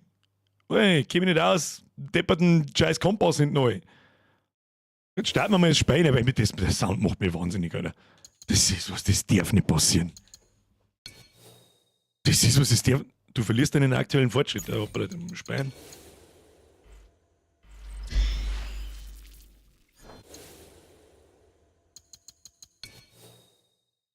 So. Und ich habe wie soll ich sagen, ich habe durch KCD 2 einmal wieder gelernt, es schaut gar nicht, einfach mal während Dialogen das Maul halten, mal zuhören, kommst besser ins Spiel ein, etc. Die haben einen Scheißdreck. Ich starte übrigens gerade das Spiel, weil ich wissen, ob der Sound dann wieder da ist. Ich kann mir schon vorstellen, an was das liegt. Das haben mehrere Spiele das Problem, auch KCD 2 hatte das, wenn diese Animus Cutscene da ist. Werden da irgendwelche Soundfilter drüber gelegt, das hörst du auch richtig, ja, weil in der Stimme ist bloß noch halt und so weiter. Das glaube ich sowieso nicht sein. Ah, Flashbang! Wann lernen denn die scheiß Idioten herstellen mal das kann man auch finster machen, das Ding! Du machst dein Logo weiß und den Hintergrund schwarz, grütze fix! Und dann werden da irgendwelche Soundfilter drüber gelegt und wenn dann die Cutscene wieder wechselt ins echte Spiel, ist der Sound kaputt. Das habe ich schon so oft gesehen. Naui, Zugang. Ja, Zugang. Der Welt im Krieg, ja genau. So, fortsetzen, weiter geht's. Wenigstens start's einigermaßen schnell, das ist in Ordnung. Das hat man auch schon in jedem Assassin's Creed, glaube ich, mal erkennen, dass man nochmal anrennt. Ja, das schaut auch cool aus, wenn sie das Ding da so aufbaut. Das kann man schon los. Jetzt haben wir wieder Musik. Ist gleich ganz was anderes. Das ist nicht so mit, ja, das ist so ein kleiner Fehler, wenn da keine Musik in ist. Ja, mei, hast du mal 5 Minuten keine Musik. Halt dein Maul, das ganze Spiel fühlt sich sofort anders an, wenn da ein guter Soundtrack dabei ist. Muss ich überhaupt hin? Ich hol das Kästchen und dann wird alles wieder, wie es war. Alles wird wieder gut. Alles wird wieder gut. Okay. Stockfinster ist, Scheißdreck sehe. Und ich bin dermaßen schnell, als du einen Vogel kriegst. Ich bin 4000 km/h, Japaner. Und jetzt haben wir irgendwo Gegner, eine Wegfindung. Heute. Wir hatten so eine Orientierung zum aktuellen Ziel. Oh Gott. Das Spiel selber darf ich aber schon noch spielen, oder? Bleibt jetzt die Linie da und ich muss bloß behindert diese Linie nachlaufen. Okay. Das weiß ich jetzt nicht, ob es das in den anderen neuen Assassin's Creed auch schon gegeben hat, aber... Ich sollte Nebelhauch nehmen. Da hab ich in Diablo... Oh! Nebelhauch? Nebelhauch, wo? Kommt meistens immer hinter uns. Wo? Okay, Nebelhauch, nimm ich. Ich nehm den Nebelhauch. Ich nehm den Nebelhauch. Katano! Lauf, Nebelhauch! Also ganz Bambi. Yukiso! Das habe ich in Diablo Immortal schon kritisiert. Da gibt es ja sprichwörtlich, erst einmal gibt es das da, die Wegfindung. Das ist da einfach eine Linie zeigt, wo du hinlaufen musst. Und dann gibt es aber noch einen Button, da drücke ich drauf und dann läuft er einfach davon selber. Soll ich da ganz gleich bleiben lassen? Was sind eigentlich, wenn ich die komischen Viecher da abstieg? Das werden wir schon herausfinden. Was muss denn jetzt eigentlich da? Behindertenlinie Wenn nachlaufen! Chichiyo bereit ist, sein Leben zu riskieren, dann muss ich es ihm gleich tun. Ich werde meine Fehler nicht bereuen, Nebelhauch. Ich werde sie wieder gut machen. So, Hasse! Oh, den pupsen mir aus. Haltungsänderung. Was heißt denn das? Das muss die Burg Katano Oh, sein. komm, ich komm mit Laufstein, Genie. Was tue ich da oben? Der Dieb wird mit dem Kästchen Scheiße. irgendwo sein, wo er sich in Sicherheit wähnt. An einem gut bewachten Ort. Upsi. Absteigen. Oh, dürfen wir jetzt, probieren wir mal Stealth-Gameplay aus, für das bin ich ja bekannt. Ja, das bin ich ja bekannt für das Gute. Mein Kletterhaken wird mir dort hinauf helfen. Mein Kletterhaken? Ich sollte mich hier verstecken. Ich schwinge ein wenig, ich schwinge ein wenig. Irgendjemand hat mich gesehen. Wer sieht mich da? Ich hab nicht gesehen, wer mich sieht. Na, was ist denn jetzt? Was ist denn jetzt? Hallo? Hallo? Ach du Scheiße. Was ist denn jetzt? Ich da nicht. Ah! Ich isse mal schnell eine Mahlzeit. Warte mal. Oh Gott. Oh, müssen wir den Fettsack hauen, sag ich das richtig. Hey, Fettsack. Nimm mal. Hier wirst du sterben.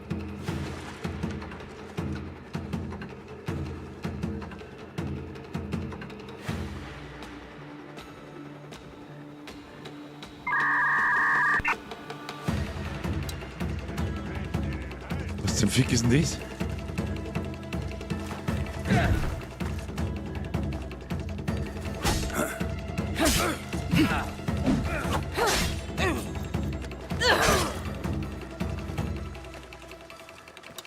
Was tut denn der?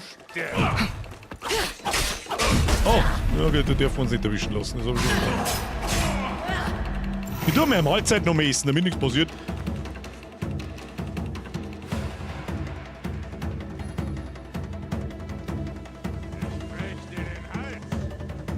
Wo brichst du bei deinem Hals? Am anderen Hauseck von deiner scheiß Burg, du Vollidiot, oder was soll das werden da?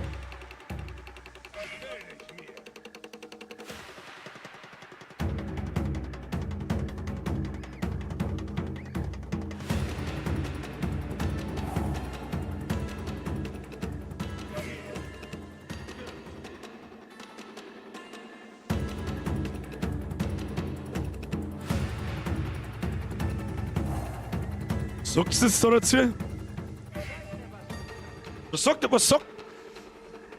Ich stelle nur Fragen. Ich bin meistens der unangenehme Fragen stellt. Also stelle ich mir die Frage, was sagt jetzt Assassin's Creed Fanboy zu sowas? Hm?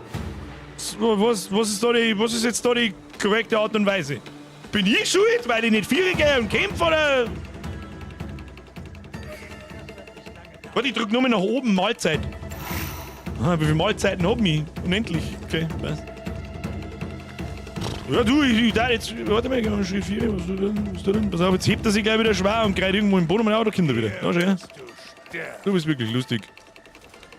Bruder, bist du zu Hause, geht wirklich gut. Ah, okay, beute doch mal.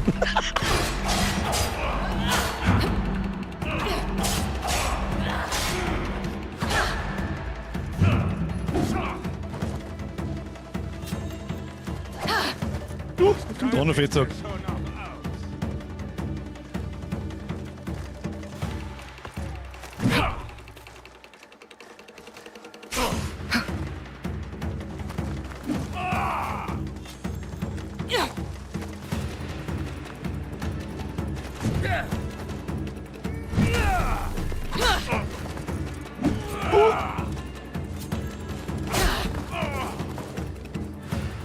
Hast du dich verlaufen?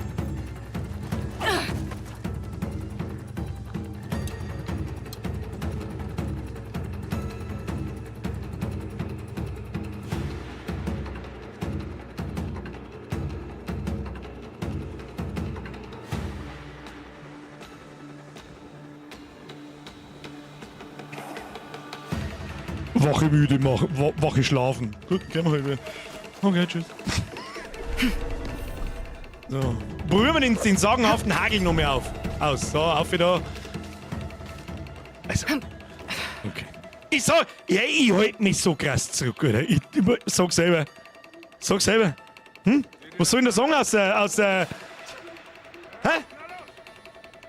Was soll jetzt der Song aus der.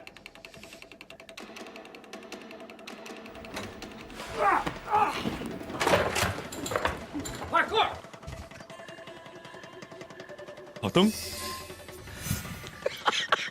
Was soll jetzt da was? Ich war stets bemüht. Ich bin hierher gekommen und hab gesagt, ich hab sogar richtig positiv angefangen. Schaut gut aus. Lalelu. Keine Ahnung. Gut, drauf geschissen. Story interessiert mich eigentlich eher ein Scheißdreck. Ich möchte Gameplay sehen. Und gehen wir die ersten 2 Trottel, ziehen eine scheiß Hacke irgendwo durch den Träger an und dann denken sie, nein, jetzt mach ich nicht mehr. Geh wieder. What? Hä? Komm, hör mir auf, das braucht man auch kein Fanboy irgendwie schmerzen. Beobachte Welt LT deine Umgebung, hebe Beute- und Zielinformationen hervor. Das Zentrieren der Kamera auf Gegner oder Beutegelegenheiten markieren diese. So behältst du sie auch jenseits. Okay, verstehe. Das war, glaube ich, in die alten auch schon so. Kann man dann so markieren. Ah, da müssen wir hier anscheinend. Singen wir die da unten eigentlich noch? Oder was lernen jetzt die da so? Tanzen die noch ein bisschen? Oder. Ja, weiß ich jetzt auch nicht. So, kann ich da ins Hai reinspringen? Ah, benutze ich. So, die natürlich 2 Meter, der daneben steht, nicht gesehen. Das ist ja klar. Ja? So, wir können jetzt den abstehen. Mhm. Kunai habe ich jetzt gefunden. So, den nehmen wir jetzt und den versteckt man schön brav sauber, wie sie das in einem Stealth-Game gehört, in dem Strohscheiß drin. Ja, wunderbar. So, ich kann da mal noch mal so eine Mahlzeit brauchen. Was ist denn ein Kunai? Du mit Kunai? Reittier nicht verfügbar, ich wollte eigentlich bloß pfeifen. Und dann gehen wir damit oben. Ich kann mit einer Hand ein Kunai werfen. Ich möchte mit die Viers werfen. Was laberst denn du? So, wie der jetzt da gehen wir jetzt hinten aufs Haus und sticht man ab. Da ist es. Das hat schon immer gut funktioniert. Was haben wir jetzt da? LB. Ah, wo LB? Wenn man mit seiner Kamera nicht so weit aufschauen kann, wo ich mich einhängen kann, dann krieg ich wieder einen Vogel. Kann man da schwingen wenigstens? Schwing jetzt mal. Ich schwing mein Ding noch. Schwing mal noch mal ein Ding. Oh, okay, das fühlt sich auch ein wenig seltsam an. Kann ich mir da sonst irgendwo umeinander schwängeln, dengeln? Ich muss ja eigentlich da, ich bin ja total falsch. Ich bin ja hier total falsch. Kann ich da nicht umspringen, möchte ich sagen. Hat ja schon mal ein bisschen hochgefühlt, muss ich sagen. Ja, wie sticht man den ab? Komm ich da ins Haus um mich? Komm ich da irgendwie ins Haus um mich? Ich wirf dem Gegner eine Kursel. So, bei dem jetzt bin ich. Das heißt, probieren wir es einfach aus. Schau hier, den hätte ich gar nicht gesehen, den Huhn. Den Huhn! Kann ich da einfach aufstehen? Ja, einfach. Heute so. Und so. Ich weiß zwar nicht, wo der hingeschaut hat, aber ich werde es schon wissen dann. Oh, plündern schon. Oh Mann. Ja! Mikan! Wertvolles! Mandarin! Kann ich das essen? Gib mal Mandarin. Noch ein Mandarin. Und singen die eigentlich nach oben? Singen wir die? Nicht der Gescheiter, gell? Da so mal. Hallo! Kann ich Attentat mal? Ja, eliminieren. Oh, scheiße. Aber ich hätte mir vielleicht stehen lassen sollen. Verdammt. Oh, shit. Ich möchte sehen, wie du da aufkommst, du Fettsack. Die werfen mit Steinen. Ach, das ist die Position, wo sie uns als letztes gesehen haben. Ich bin schon schnell, jetzt machen wir mal Folgendes. Aber mal schauen, was passiert. Aber bleiben wir mal da. Senden die da so? Senden sie jetzt dann einfach so, als wäre nichts gewesen, oder? Findet den Feind! Was soll das? Ich will kämpfen. Ich will ja, aber nicht schon.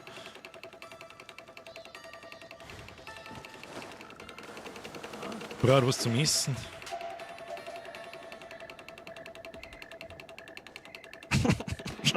Bist du genauso gescheit wie die zwei Typen vor der Haustür, oder? Da möchte ich auch dabei sein. Also du triffst mich jetzt natürlich unglücklich mit einem Stor. Wo müssen wir hin? War eigentlich schon da gewesen, gell? Wie kriegen wir jetzt den Fettsack da weg? Weißt du, wo wir sind? Kann ich mit dem was tun? Nein, du wirst mir jetzt da keinen Stor auf die holen. Machen wir das so? Scheiße. Ja, flink ist schon. Nein, nix.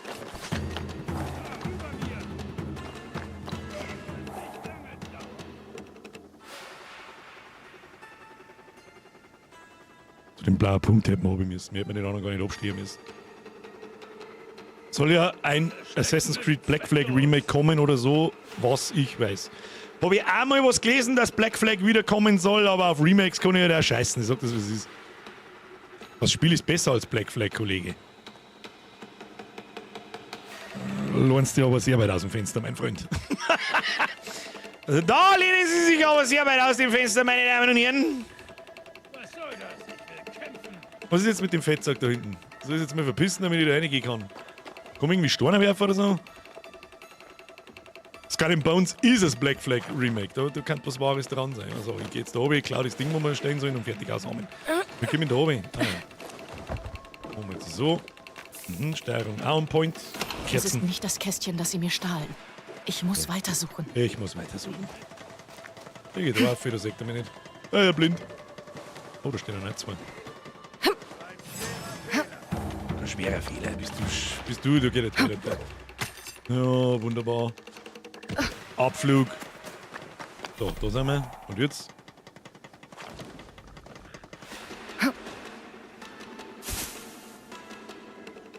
Sehr gut oder besser?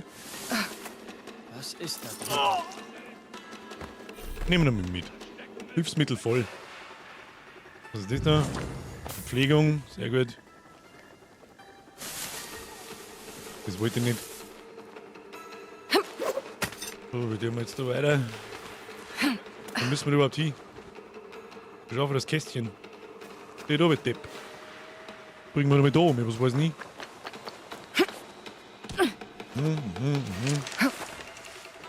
Ich glaube zwar nicht, dass da hinten geht, aber ist mir aber auch vollkommen wurscht. Ja, das ist ein fetter Schein. Checkt wieder mal gar nichts. Begib dich an einen höher gelegenen Ort, um den ohne Rühner-Samurai zu beobachten. Und nicht hinlegen. Da hat man da jetzt gesehen.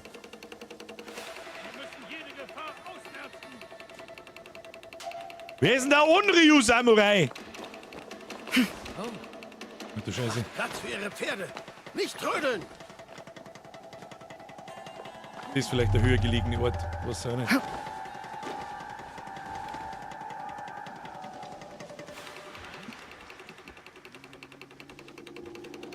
Oh, sie singen schon auf. Es gehört uns. Wie wir diese Nacht herbeigesinnt haben. Er wird mich belohnen. Aber in welcher Form? Das ist die Frage. Warum müssen? Wie der wir da jetzt am Gescheitern? Und der mal so, und der mal so, der mal so. Ist da jemand? Ich glaube, dass mir wurscht ist. Das machen wir so. Vollsprint. Aha.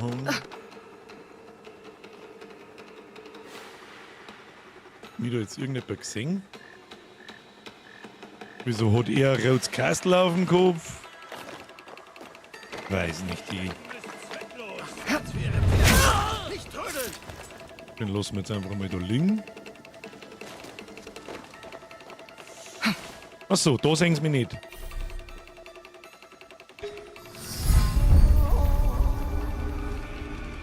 Da ist er. Und das Kästchen. Es ist soweit. Um das Kästchen zu bekommen, muss ich ihn töten.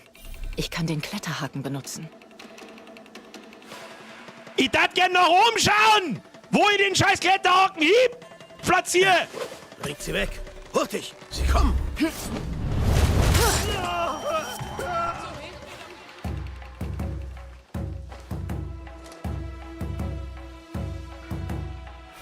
Ich muss fort. Los geht's! Mörder sind unter uns!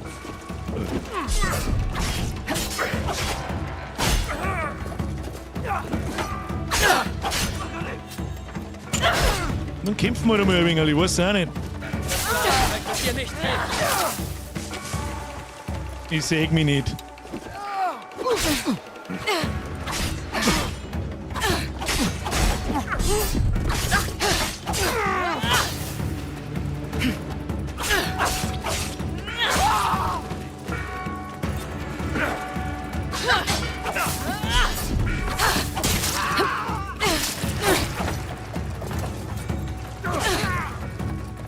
Hinten habe ich keine Ahnung.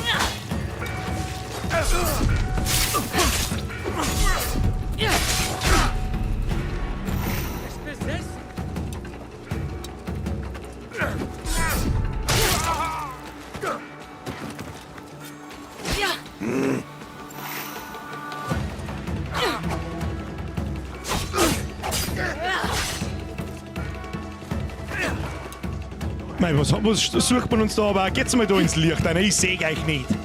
Kim?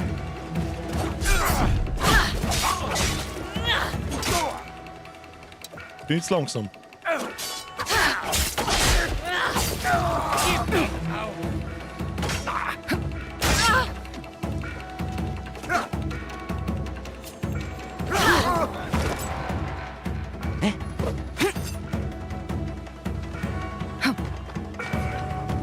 Komm her aus der Burg, ja, und jetzt laufe ich einfach davon.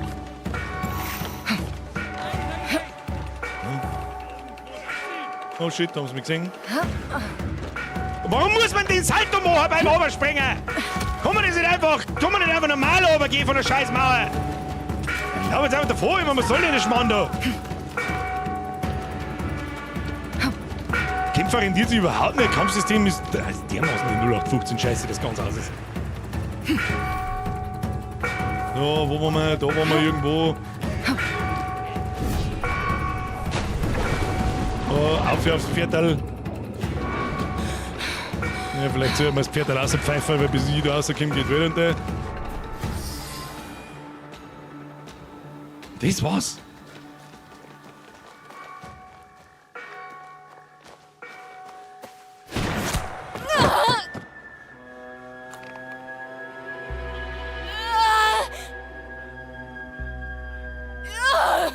Sie ist keine Kakoshiba. Sie ist nur ein Kind. Wie eine Katze mit einer Goldmünze. Sie hat keine Ahnung, um was es sich handelt.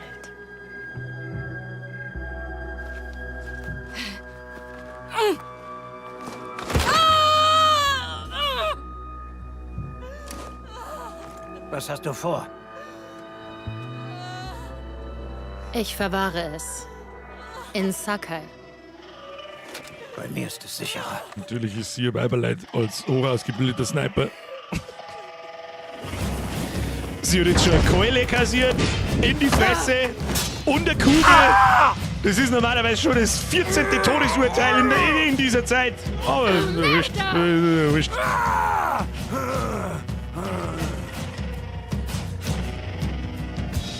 Das Kästchen gehört euch nicht. Das ist korrekt. Es gehört mir.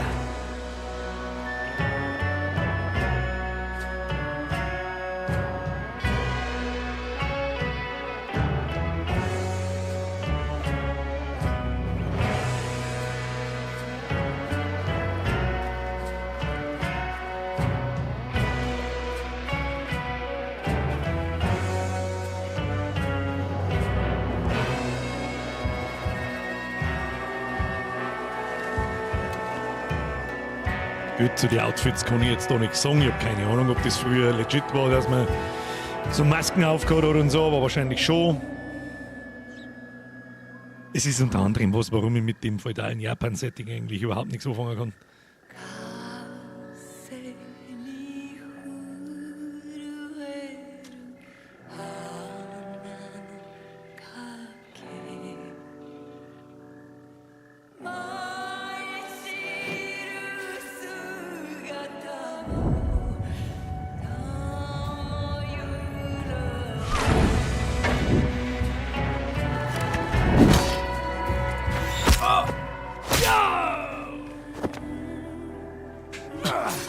Aber ein peinlicher Auftritt für die Slow-Mo-Geschichte, du.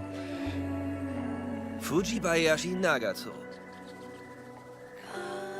Die Kakushiba enden mit dir.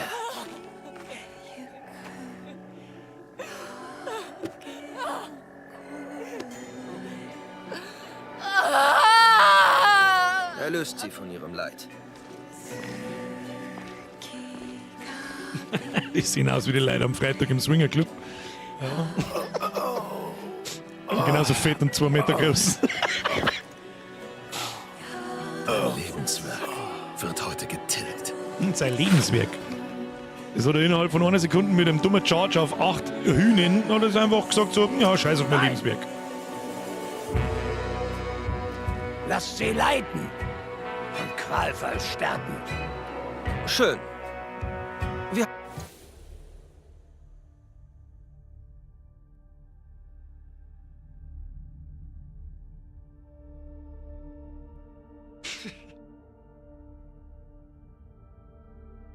Und das meine ich mit schlechtem Writing, Alter.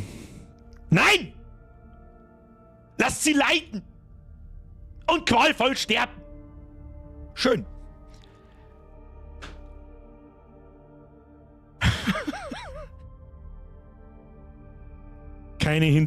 Ich weiß nicht, ob die Hintergrundgeschichten noch kommen. Das kann gut sein, ist mir aber auch scheißegal. Ob es noch kommen oder nicht.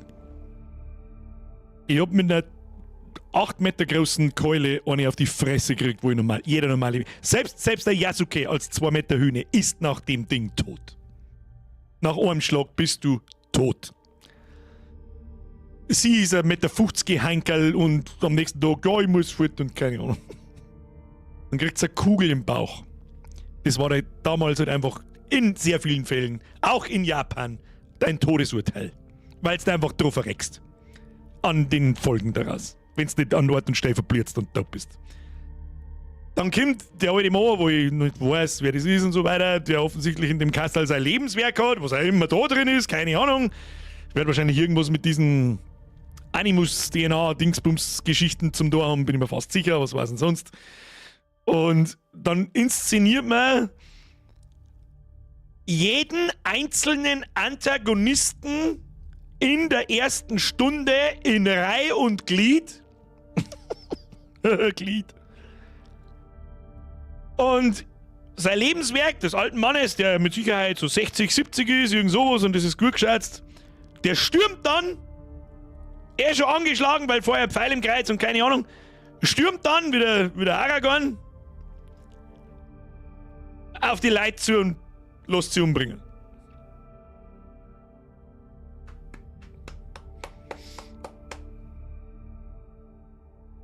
Das ist einfach nicht glaubwürdig.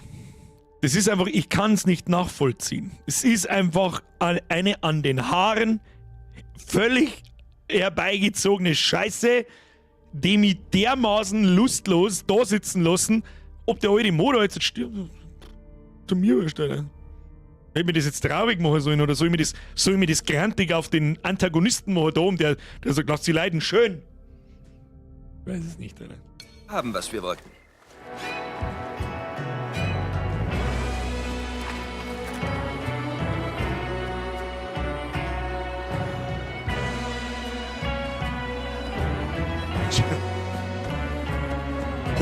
Eine Million, ich kann leider nicht, ich würde so gerne auf Pause drücken, dass wir da Standbild haben. 100%ig ist, das ist Leute, die Assassin's Creed nicht kennen, und ich kenne es jetzt auch nicht so gut, ich kenne bloß die alten, da killst du halt wichtige Geschichtsfiguren nacheinander und es wird immer schwieriger.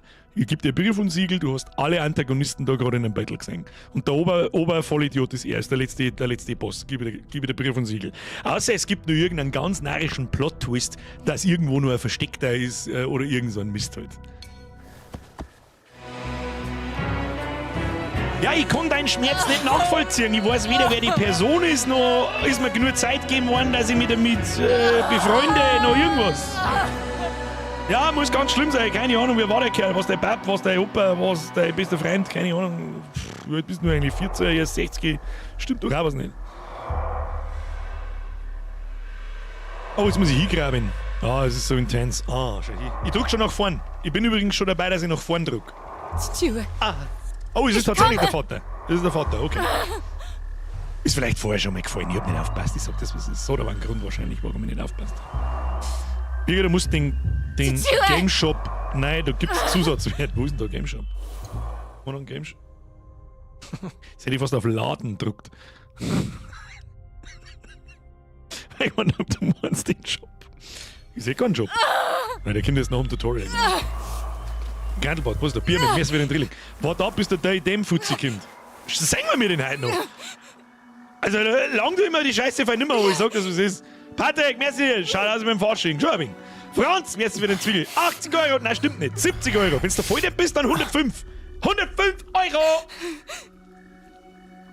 Grantelbart. Kurze Frage, ich komme hier, wenn die Vorschläge aber sind, ist nicht normale Erinnerungen von einem Vorfahren, den man spielt. Und wieso spielt man dann einen schwarzen Hühner und eine kleine zierliche Enge? Ist doch eine komische Verwandtschaft. Nein. Berechtigte Frage eigentlich. So, da habe ich noch nicht so drüber nachgedacht. Das macht es aber nicht besser, wenn ich da drüber nachdenke. Ich habe zu viel verheimlicht. Ruck Steff, merci. Bist du schon im Rage? Oh, nein. Stirbt es mit mir? Nein. Ich schaue den Stream ohne Ton am Handy und am TV einen alten COD-Stream. Da hast du richtig Spaß gehabt. Peng, peng, Birger, besser. Merci dir. Schluss jetzt. Es gibt Hoffnung. Wieso hat er nicht so vor mir schwarze Haare? Hat er nicht gerade graue Haare gehabt? Folge der Klinge. Stuart! Stuart!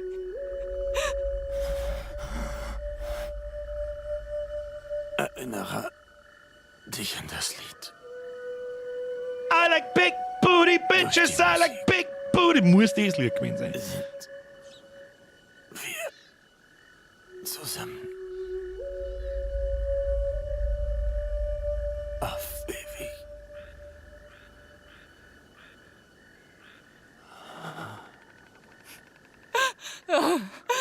Stuart! Stuart! Ja, ihr seid ein reiner Schnatze. Mittlerweile haben sie nur noch grau. Bier mit Messer. Ja, der Yasuki wird mit ihr geschnackselt haben, wenn sie Erinnerungen von beiden Spiels gemeinsamer Vorfahre und so. Ja. Inzest war ja damals nichts Ungewöhnliches. War das in Japan ähnlich? Weiß ich nicht.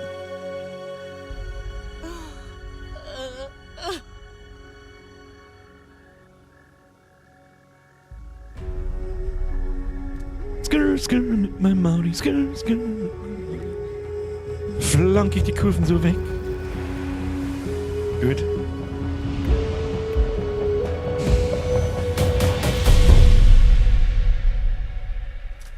Ja, so richtig betroffen macht mir das jetzt nicht, muss ich sagen. Weil es einfach bloß dumm war. Stadi, der Chef, bin endlich daheim, was habe ich verpeilt? Wird nix. Wirklich absolut gar nichts, glaube ich. Absolutely fucking nothing. Vor allem finde ich es schade und es gehört zu einem richtigen und guten Assassin's Creed, dass man die Ausbildung und alles macht als Tutorial. Mich hat die Geschichte von denen heute zu interessieren. Die Vorgeschichte. Vom Yasuki, das mich wirklich interessieren. Ein kleiner dicker Chinesenbur hätte ich fast gesagt. Eine dicke Japanerbur. Ich muss zurück. Was ist das für ein Ort?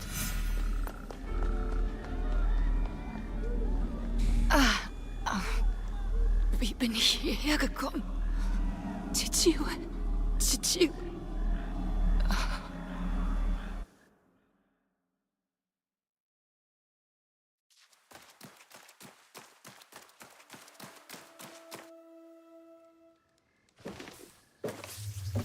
Wir wären da umeinander, 2 Jahre zuvor, wir wären da umeinander geworfen, ich habe überhaupt keine Ahnung, was.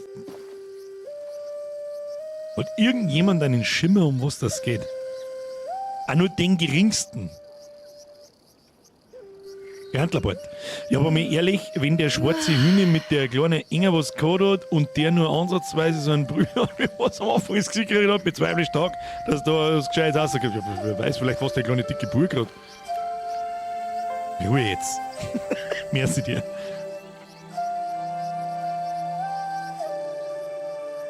Warum haben die maskierten Hamdacher jetzt eigentlich sie nicht umgebracht? Ja, nächste berechtigte Frage. Und da doch geheißen, wir sollen es leiden lassen. Vielleicht stirbt sie aber auch da. Das ist dann ein Ubisoft-Plot-Twist. Ja? Wir haben ja jetzt 2 Jahre vorher. Jetzt spielen wir die Geschichte bis dahin und da sterben dann alle. Geht schon auf. Also wir wissen jetzt schon das Ende. Spät dran. Was sein? Gestern warst du langsam. Heute sind wir schneller. Hm?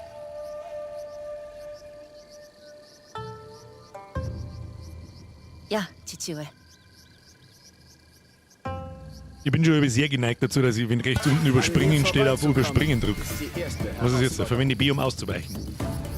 Okay. Was habe ich gesagt? Ja, wie soll ich dies ausweichen? 0,1. Hallo, ich bin heute Mo. Hab. Aha. Beginnen wir also. Was passiert denn da? Komm.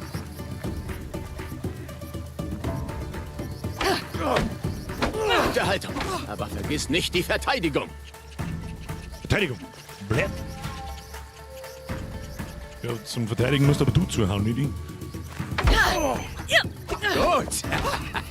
Du hast Gewicht in deinem Gegen die Knackfutzen kann ich nichts machen. Gute Haltung. Aber vergiss nicht die Verteidigung. Was denn für Verteidigung? Gute Haltung. Aber vergiss nicht die Verteidigung.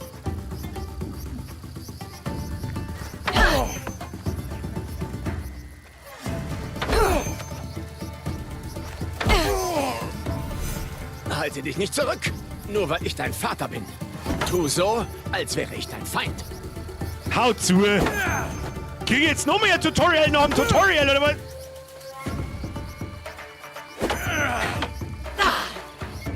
Ich werde besser. Doch, Flohmäßig. werde ich. Sehr, jetzt haben wir gerade in die Hose geschissen. Stinkt ein wenig. Diese Weißt du? Runde gewinnst? Los das so, Ach, oder? ich halt ab. Weiß ich nichts, wirklich wieder. Abgemacht.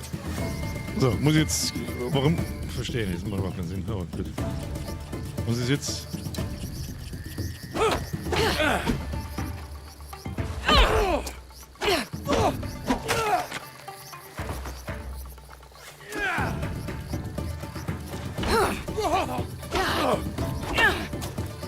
Ja, den soll ich wieder Speck singen.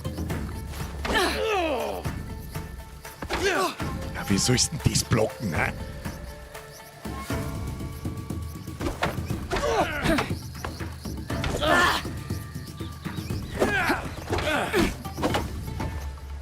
Das reicht fürs Erste. Fast hätte ich's geschafft. Ja, fast. Wieso labert denn der von, ich soll aufs Verteidigen aufpassen, wenn ich seinen Block durchbrechen soll?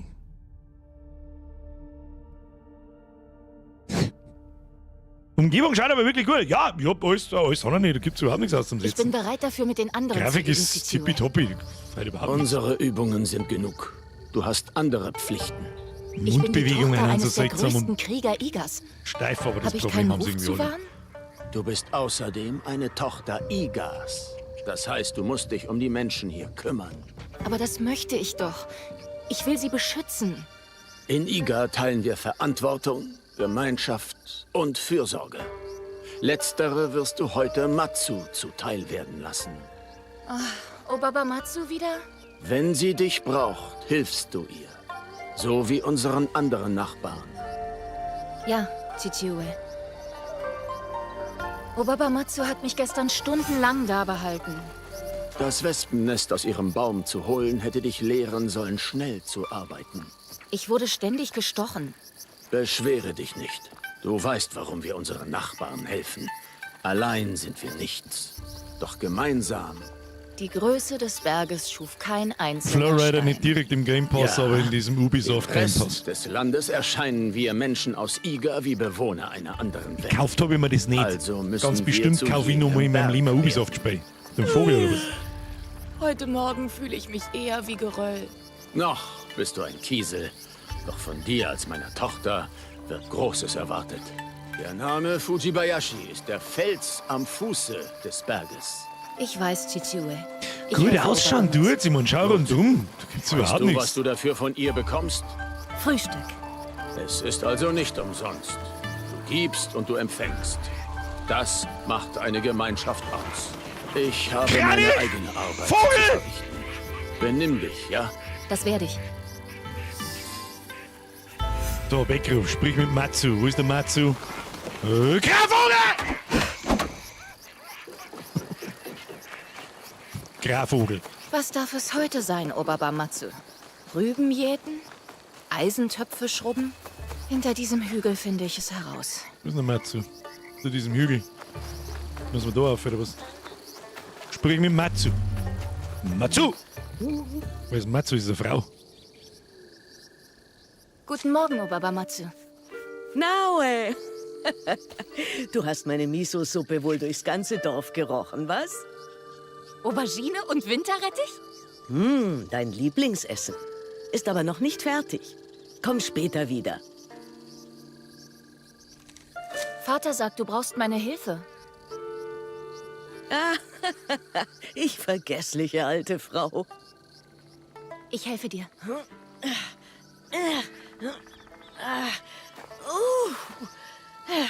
Meine Knie sind nicht mehr das, was sie mal waren. Die Juwelen meines Hofes. Meine Ich nehme Gurken, Rettich, Ich Brinderin. wässere sie, ich spreche zu ihnen und am Morgen sind sie verschwunden. Sabrina! Gehen wir vom Irgendwas streift FF-Einsatz auf meinem zu. Hof Komm ich Ihnen sagen, ob Sie danach schon das Tier Quad oder lohnt? Nein, Geist? lohnt sich nicht. Da bin ich sicher. Ich glaube nicht. Geister, Oberba? Die sind überall, weißt du. Wie Mücken. Was es auch sein mag, du wirst es finden. Auf meine Naue ist immer Verlass. Beobachtung ist für... Ich werde... Ups, ich bin aus Versehen 12 Mal aus dem Überspringen-Button gekommen.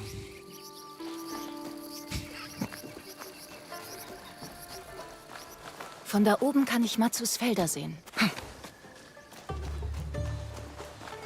Ich muss einen Unruhestifter finden.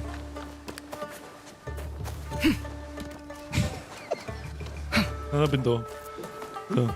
Wo ist der Unruhestifter? Da im Turm oben, oder was? Okay.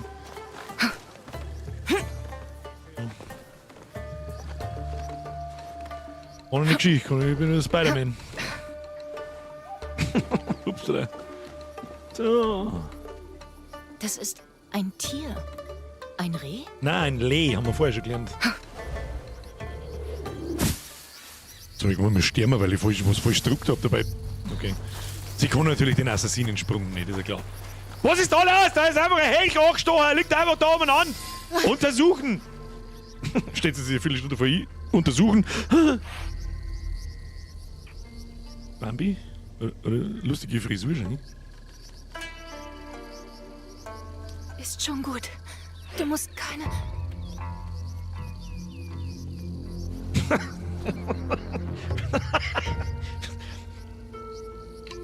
Wer das auch war, wird büßen. Büßen? Vielleicht ist doch frisch, Sie können noch nicht weit gekommen sein. Ich mache einmal einen Vollsprint, wie die ganze Zeit schon. Schau hin, da Hans, die haben wirklich weit gekommen. Dann in der Hand? So, und jetzt werden wir was ausprobieren, was ich gesehen habe. Und wenn sich das bewahrheitet, dann gehe ich scheißen, und zwar sprichwörtlich. Wer seid ihr? Wer will das wissen? Ich. Wir sind zwei unschuldige... Sag's mir nicht besser, ne? Aber das, ich weiß nicht, wie ein Assassin's Creed Fanboy sowas rechtfertigt. Wer seid ihr? Wer will das wissen? Ich! Sag selber, Alter. Was sag? Kein Mensch redet so! Was ist denn das? Halt doch dein Maul! 105 Euro! Himmel! Wer will das wissen? Wer will das wissen? Ich. Doch dein Futz nicht. Der Überlebende einer Schlacht, hungrig und allein. Würdest du uns abweisen? Nicht mit diesem dürren Bokuto. Schöner Vergleich, Steffi. Wir Tele 5 Film. Ihr seid Diebe. Ihr hättet um Hilfe bitten können. Ihr seid Diebe? Ihr habt Essen gestohlen. Ich kann immer nur 3 Sätze man nicht stehlen. für 4 Wörter sagen. Ernte. Und ihr habt auf unserem Land nichts verloren. Wenn das, was unser Heer getötet hat, uns folgt, wird die Ernte eh bald abgefackelt. Und da haben wir uns denkt. Jetzt stechen wir bei hinten rein. Wir wissen, dass euch das nicht passt. Und 4,50 Meter weiter, wo sogar ein Weg entlang geht, da verstecken wir uns. Und machen wir Lagerfeuer, damit uns keiner findet. Verschwindet! Sofort! Zwing uns doch. Wenn sie jetzt bewahrheitet, pass auf. So, wenn sie jetzt bewahrheitet, wo sie gesehen haben. Geh scheißen. Schade.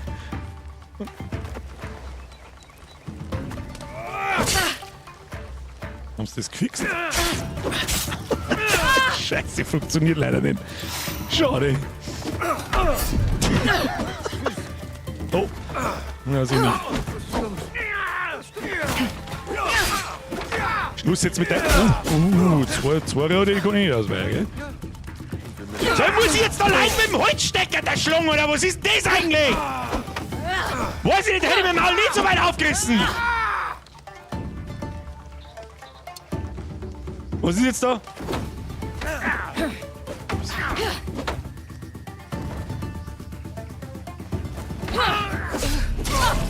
Oh. Ich bin so traurig. Wieso? Wieso? Wieso bin ich 14? Oh, ja, stimmt. Oh, holy shit, ja, stimmt. Ja, jetzt habe ich den Topf drücken müssen. Wieso muss ich allein mit dem Holzstecker? Ja, für was blocken die eigentlich?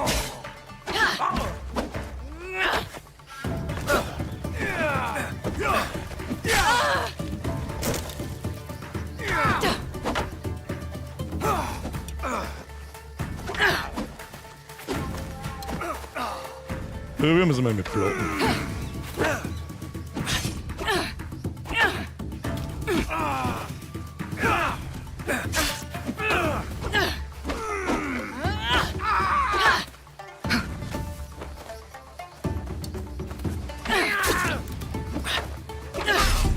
Wieso kann ich die Angriffe nicht blocken? Das hat's nie geheißen.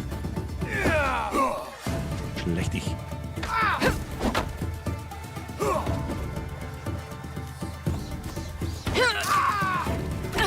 Sie ist es nicht wert! Nur weg hier! Jetzt soll ich sie Schwert mal richtig rumhalten. Und bleibt Iga fern!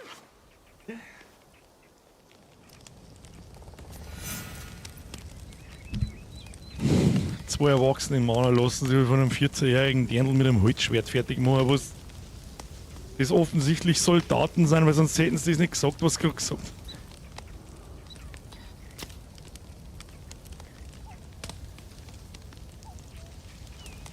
Ich kann halt da nichts ernst nehmen, Alter. Also muss ich den jetzt noch mit nachlaufen? Oder?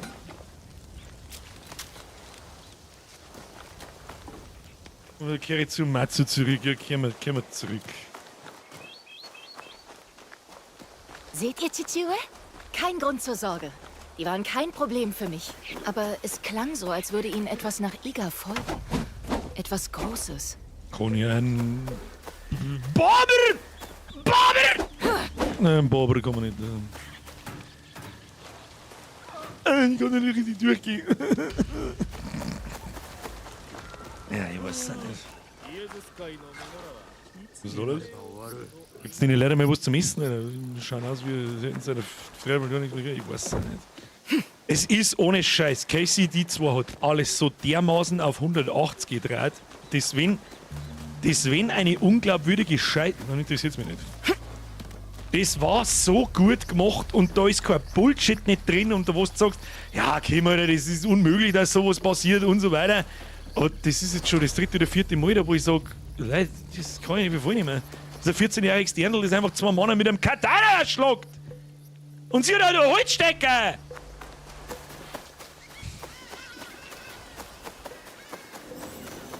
Da ist eine Mauer, wo muss ich hin? Mal überhaupt nicht. Wann ist es endlich 10? Haben wir auch schon lange nicht mehr gehört. Hoppala, ich bin total vorbeigelaufen. Achtung!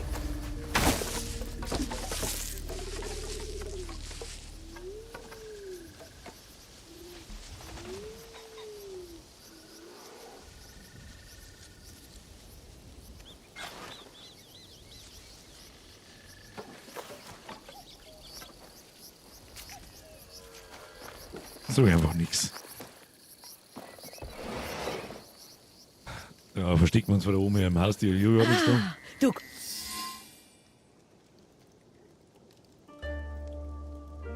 Also, verrat es mir. Tier oder Geist? Einfacher Ashigaru von außerhalb Igas. Ich habe sie vertrieben. Gut, Natürlich hast du das. Du bist eine Fujibayashi. Aber wie sind sie in unser Dorf gelangt? Vater sagt, dass Iga wie eine verriegelte Tür ist. Was zählt, ist, dass du sie verjagt hast. Start mal den Ingame. Wo ist denn der? Das ist gut für Herz und Knochen. Diese Soldaten. Es klang, als würde etwas bevorstehen. Eine Schlacht.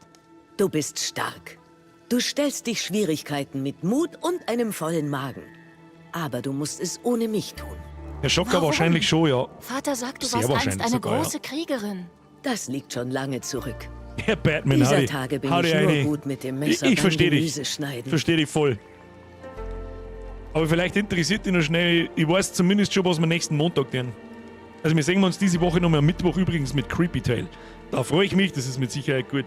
Was wir nächste Woche tun? Split Fiction. Das wird gut. Das meine ich wirklich ernst. Das wird richtig gut. Das wird richtig gut.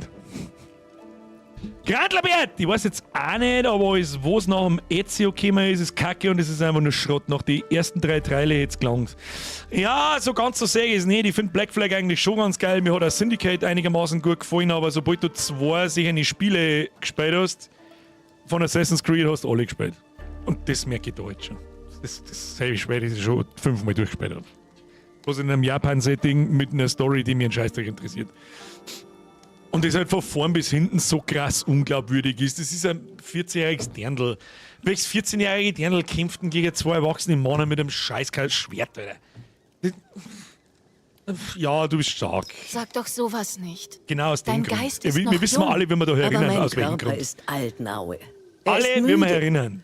Bald werde ich mit Freuden den Berg erklimmen und nicht mehr zurückkommen. Wie dem auch sei. Solange du hier bist, werde ich mich um dich kümmern.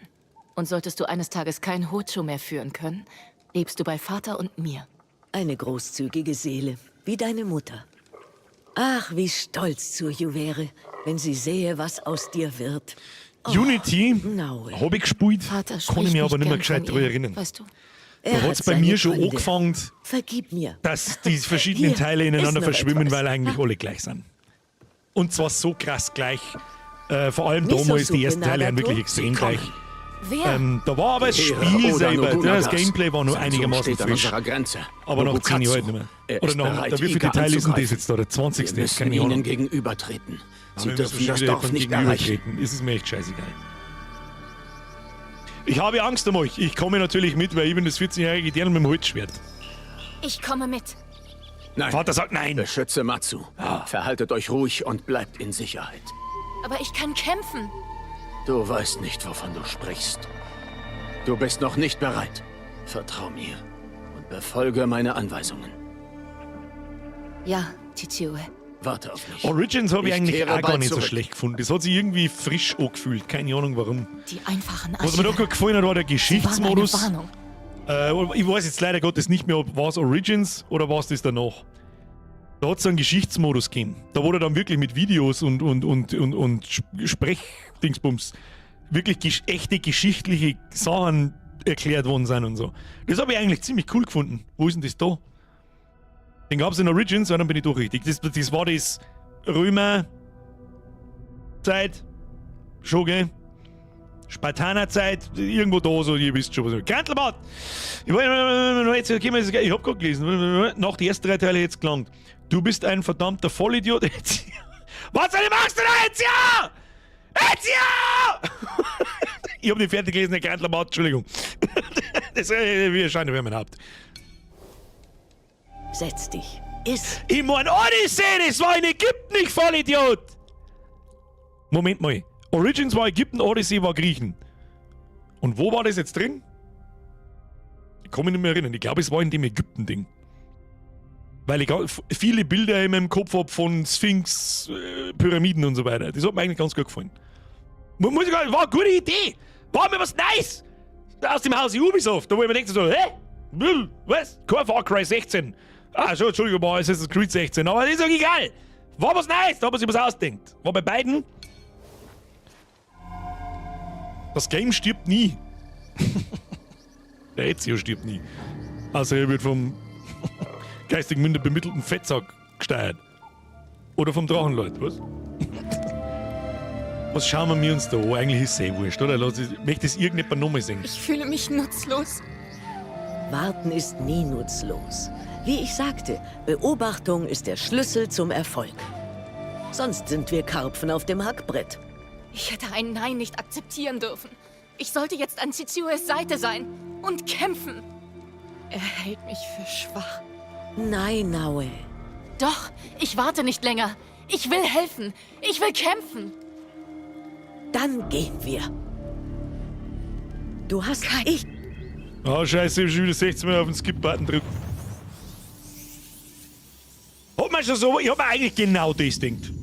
Ich hab mir genau gedacht, dass er so kommt, wie ich jetzt gerade da sitze. Was ich mir denke von dem Spiel.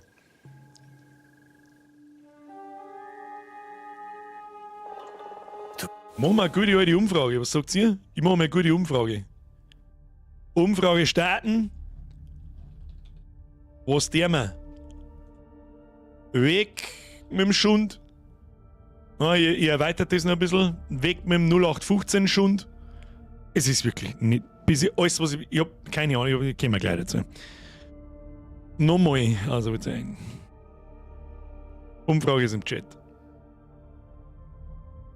Wenn es mir jetzt mit 50-50 kommt, dann fickt euch. Dann schaltet ihr einfach einen Stream aus und dann sagen wir uns am Micker. Okay. Ich möchte aber hoffen, dass der 100% weg mit dem schon steht, weil sonst verliert der Chat seine Glaubwürdigkeit.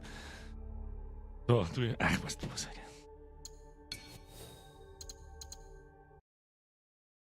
Geh weg. Ich sag das, das werden wir nicht spielen.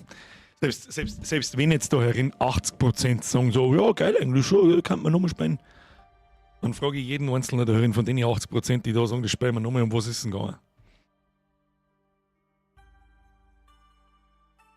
Um was ist denn gegangen? Erzähl's mir. Jetzt haben wir, gut, jetzt haben wir fair, 1,5 Stunden in dem Spiel. Um was ist es gegangen? Ingame-Shop. Ich hab einen Ingame-Shop nicht gefunden. Den schauen wir uns noch schnell, aber den kann ich nicht stehen lassen. Ja. Ich starte noch mal später, wenn nichts passiert. Alle, die sich wieder schleichen nach dem... War da Gameplay? Gameplay wo? Smash der Like-Button, Abo da lassen. Normalerweise spielen wir bessere Spiele, aber ich hab schon gewusst, dass das so in etwa kommt. Ich fand's langweilig. Gameplay wo? Ja, da muss man auch so fair sein. Intros haben gerne mal sehr viel Cutscenes. Das ist alles klar, was ich nicht ganz verstehe, ist, warum ich 5-mal hintereinander das gleiche Tutorial hergeschissen krieg. Das verstehe ich nicht ganz. So gut. So, Shop, wo? Wo ist der Shop? Zugang. Eiwall. Wikingerzeit. Zugang. Warte mal, da gehen wir nochmal schnell zurück. Da gehen wir nochmal schnell zurück. Was passiert, wenn ich da auf Valhalla drauf drücke? Was ist denn dann? Schreibe deine Saga. Erinnerung starten. Entdecke die Geheimnisse des Wikingerzeitalters in Assassin's Creed Valhalla. Sieh dir den Trailer an. Werde zu Eivor der Wikinger-Legende. Echoes. Was ist denn das? Verstehe ich nicht. Weg. Origins, Odyssey, Shadow, Valhalla, Mirage. Ich verstehe das Konzept nicht. Wo ist der Shop? Und ein Castle mit Murmeln. Oben rechts. Ah, tatsächlich, schau hin. Muss ich einer lassen. Es springt mir zumindest... Ich hab ihn einfach nicht gesehen. Frag mich nicht, warum ich jetzt da nicht nach rechts umgeschaut habe. Frag mich nicht. Keine Ahnung. Shop. Helix-Credits kaufen. Oh ja, geil. Ja, das macht's noch authentischer, wenn ich in der Totenkopfmaske um meine Hand laufe. Tutorials? Was für Tutorials? Ja, das Shop-Tutorial, das ist das Wichtigste für alle. Im Shop kannst du zusätzlich Inhalte ansehen und für Helix-Credits kaufen, mit denen du dein Spielerlebnis weiter individualisieren kannst. Kaufen! Was kriege ich da? Duales Gashadokuro-Paket. Roben der Zornigen, Kapuze der Zornigen, Rüstung der Untoten. Also ich kriege einen Mount und die Rüstung für beide. Kostet der Bums 2300.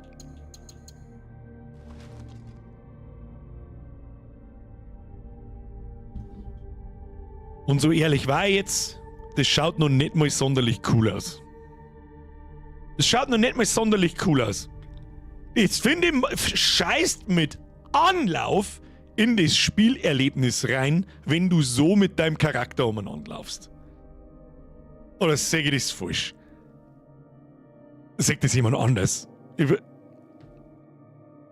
Wo ist das geile Totenkopf? Brauche ich. Das interessiert mich, was die Scheiße kostet.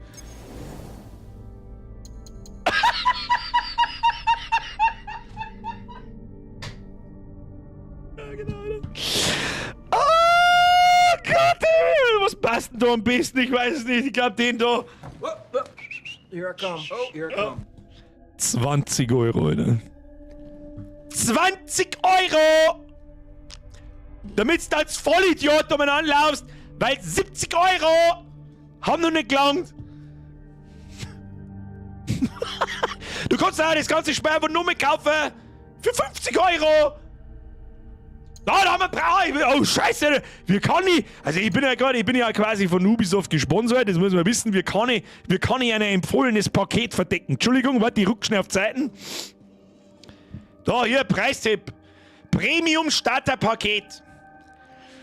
Ein Katana, du kriegst nicht einmal. Hä? Hat's bei Steam nicht sogar geheißen, man kriegt 2 Katanas, eins für ihn, eins für sie? Nö. Es gibt ein Katana, ein Teppu und 5 Kenntnispunkte. Was hat denn Kenntnispunkte? Kann mir da jemand aufklären, der die letzten Assassin's Creed gespielt haben, an das Level? An das Level in-game? Skillpunkte quasi, wo ich dann besser bin? Also wenn ich so ein grottenbehinderter, schwerst Dreckstepp bin, dass ich ein Singleplayer-Spiel nicht schaffe, weil ich zu blöd bin, dass ich mir einen Schwierigkeitsgrad anpasse nach meinem Spielerlebnis und Skill, dann kannst du natürlich in den Ingame-Shop von einem Singleplayer-Spiel gehen, nochmal 35 Euro, also nochmal 50% drauflegen und dann kriegst du... Jetzt sind wir ernsthaft, deren das leid. Sag. Deren das leid. Gibt's jemanden da herin, der das da hat? Der sich irgendwelche sehende Dreckspunkte in dem Spiel gekauft hat? Schämt euch in Grund und Boden. Ihr seid das verschissene Problem. Ihr seid das verschissene Problem. Und ihr wisst es. Ihr wisst es. Sei mal selbst, mir ist, wenn es zu 50 geht. Das Spiel ist für einen Aufmarsch! 20 Euro! Du kannst aber auch, scheiße mal jetzt da auf Premium-Starter-Paket, das ist nicht so gut wie das extra große Paket. Ja? Du kriegst nämlich gar nichts außer 6.600 Punkte. So, schauen wir mal noch ein bisschen im Shop am Gibt's da was Schönes auch? Gibt's da was Schönes auch? Da gibt's Karen. Na, Kane. Was ist denn das? Geil! Du kannst als Topfpflanze umeinander laufen und kriegst einen Baseballschläger. Schauen wir mal.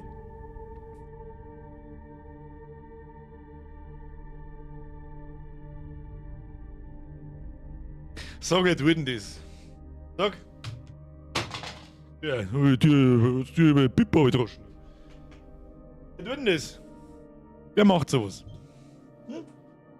Oh, das ist schon geil. Das Ski kostet bloß ein 20er. Was sind das? So, was haben wir da? Hatu! Duale Pakete. Geil, das sind Dual-Pakete. Bist du deppert oder was? Was haben wir da?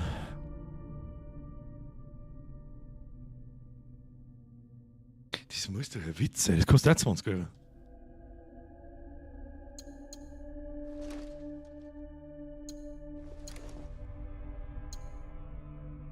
Kriegst 2 Schwerter, 2 Skins.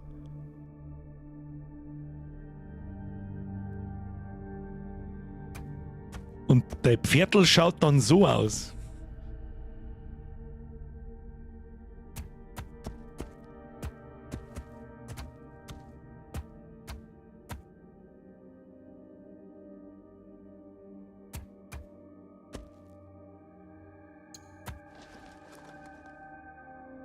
Oh, so einen geilen Anhänger, den ich mir noch schon nicht hängen kann, den kriege ich auch noch. Ja, den sehe ich bestimmt.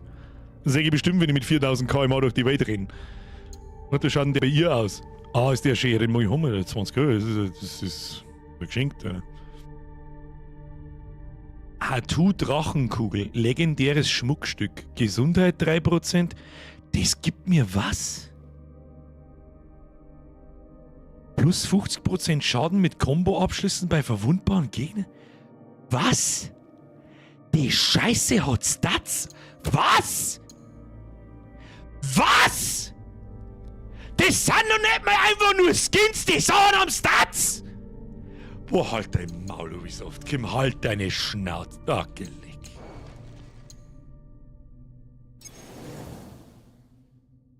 Großpaket! Füll deine Kassen bis zum Anschlag mit diesem großen Mondpaket. Enthält 12.000 Mon. Das sind Monde. Ist das Ingame-Währung, wo ich zu einem Händler gehe und Sachen reparieren kann, Ausrüstungsgegenstände reparieren kann und...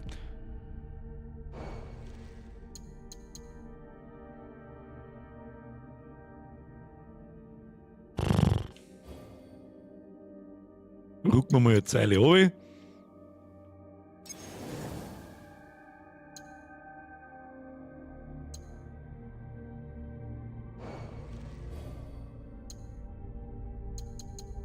Also das sind die Pakete nochmal einzeln für jeden, das sind die Yasuke-Pakete, das sind die Waffenpakete.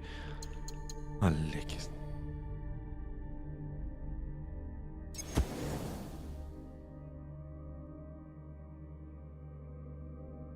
Sei mir nicht best, ich mein, das Mount, wenn ich ihn WoW krieg, dann sag ich, ja, passt schon, Alter. Kommt halt aus Pandaria irgendwie, ist doch scheiß wurscht. Aber ich renn doch da in einer realen Welt umeinander, da renn ich doch nicht mit dem Ding als Pferdler rum.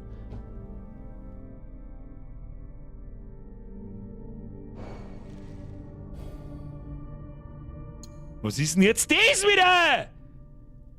IQ! Versteckpakete, ja, die halt super versteckt. Warum? Weil ich im Shop bis ganz nach unten scrollen muss, oder was? Sakura! Pinker Fuchs, was macht das? Was ist das? Bringe die Schönheit und Eleganz der Kirschblüte in dein Versteck. Sakura Buddha-Statue, was ist das? Ja, sag mal, haben sie euch bloß noch ins Hirn geschissen, oder was ist das? Irgendein Deko-Kack für dein Hideout?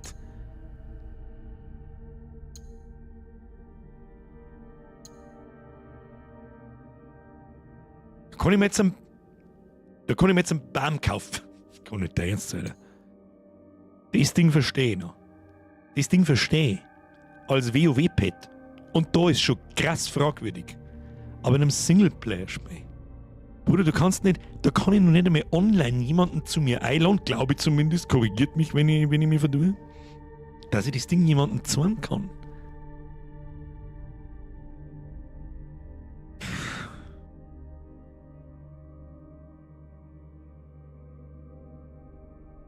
$1000 Punkte, wie viel haben das dann ungefähr?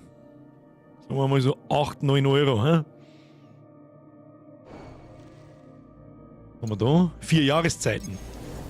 Was haben wir da? Grenzreh. Dieser junge Hirsch ist im Wald nur schwer zu erkennen, aber leicht zu lieben.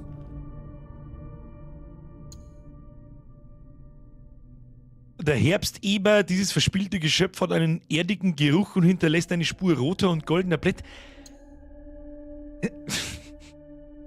Er ist cool. Das flauschige und makellose Fell dieses jungen Hundes ist mir frisch gefallenem Schnee bedeckt. Dieses kurzschwänzige Geschöpf ist so leicht, luftig und verspielt wie der Wind. Halt deine Schnauze, die haben so ins Hirn geschissen. Sekiryu Verbündetenpaket. Das ist unsere Freunde oder was? Was ist das, Alter? Das gibt's ja nicht. Was kann denn ich da alles kaufen? Ja, hallo, ich hab ich nicht, aber ja, ich hab schon 70 Euro gezahlt. Was? Warum soll ich denn? Hilfsmittel? Komplettpaket Hilfsmittel.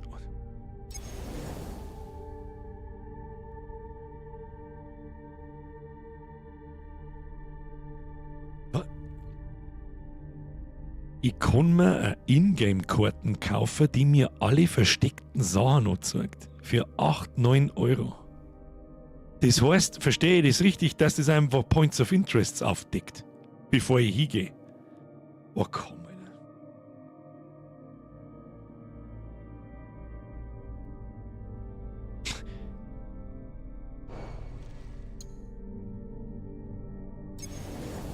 Versteckressourcen, mittleres Paket, baue mit diesem mittleren Paket Versteckressourcen das Nötigste, enthält 150 Mineralien. Ach komm. Ich kann mir halt direkt vorstellen, was ich damit machen kann. Ich habe einen Hideout und den kann ich so passen wie... Wo gibt's denn noch sowas? Nehmen wir mal Path of Exile, da geht das auch, aber halt aus Top-Down-Perspektive. Da ist es ein bisschen was anderes, da kann man sich diese Gegenstände auch kaufen, aber die Spey ist halt umsonst. Ne? Die müssen irgendwie Geld verdienen. Aber für das hier hat der 0815 Casual-Typ, den nenne ich jetzt noch nicht einmal blöd oder sonst was, ich weiß halt nicht besser, 70 € bezahlt. Und jetzt hat so ich nochmal 8, 9 € für jeden kleinen Scheiß da drin zahlen. Hoppala, jetzt habe ich den Shop aus Versehen zu. Waren wir ganz unten, warte mal. Ja, ist einfach zu krass. Ich sag das jetzt, wie es ist. Ich glaube, wir haben hier ein Spiel vor uns, das ich durchaus nachvollziehen kann, das der 0815 Consoliero Assassin's Creed Fanboy oder absoluter Casual Gamer durchaus gut finden kann.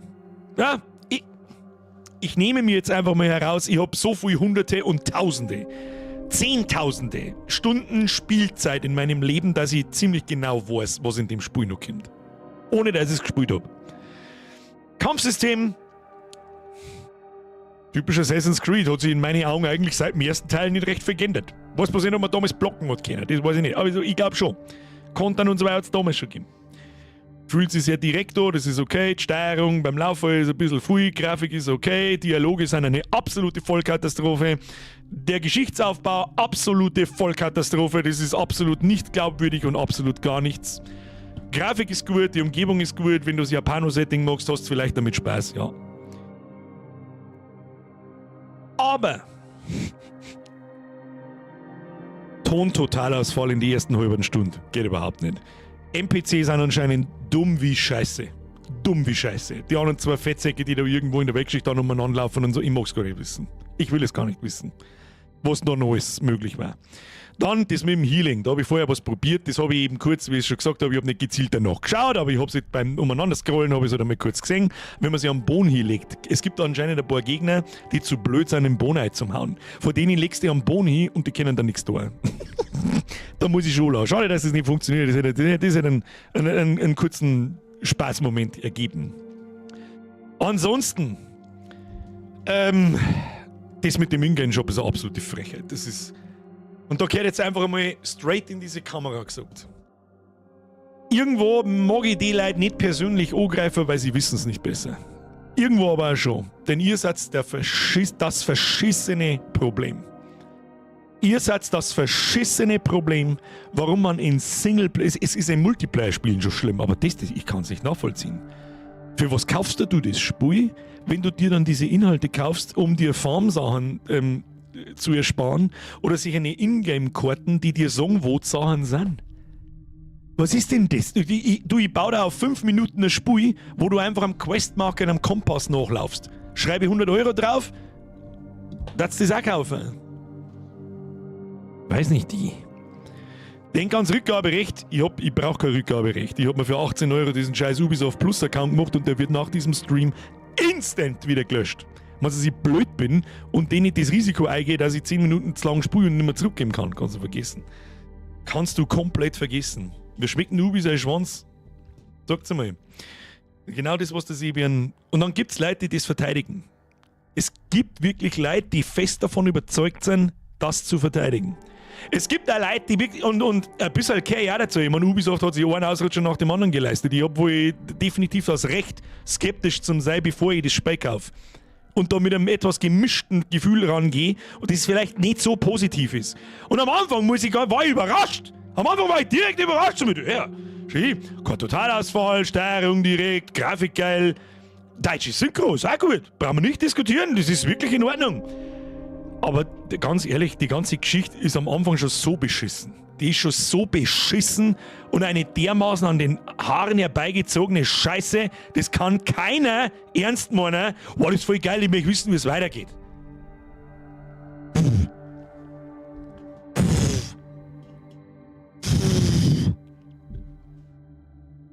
Und genauso wie es natürlich die wirklich mit Gewalt, also mit Absicht argumentationslose Hater gibt, gibt's auch Leute, absolut ahnungslos und argumentationslos, die den Gegenpol bilden. Hauptsache sie reden's schön, damit die Leute das mit Gewalt, auch wenn's... Es hat ja ein paar gute Sachen, brauchen wir nicht schwatzen. Meine ich wirklich ernst. Schaut gut aus, etc. Und ich kann mir sehr gut vorstellen, wer nichts anderes kennt, hat da Spaß damit. Ja, hau rein, alle. Aber irgendein dämliches Arschloch, wenn Ubisoft für 70 € dieses Spiel abkauft, in den Himmel feiert und sie irgendwas, wirklich irgendwas, egal was, aus diesem Shop kauft, dir gehört der PC weggenommen. Dir gehört dein Online-Zahlungsmittel gesperrt, weil ihr das Scheißproblem seid, die das verursachen. Ich muss dir vorstellen, ich weiß auch nicht, wie man jemandem sowas nahe bringt. Ich bin in einer Zeit aufgewachsen, da hätte ich, habe ich ein Spiel gekauft, 50 €, 60 €, 70 €, 80 €, scheißegal. Und dann wird mir irgendwo gezeigt, dieses Rüstungsset gezeigt. Ob es mir jetzt gefällt oder nicht, ist einmal völlig dahingestellt. Das ist vollkommen wurscht. Das ist ein persönliches Empfinden, das kann man nicht verteidigen oder schlecht reden oder wie auch immer.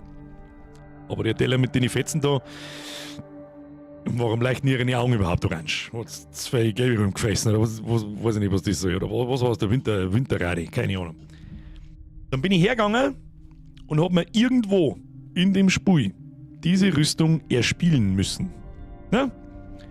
Und dann bin ich entweder, wie soll ich sagen, belohnt worden damit, weil ich sehr viel Zeit investiere, weil es ziemlich lang dauert, ja, sehr viel Grind oder keine Ahnung was.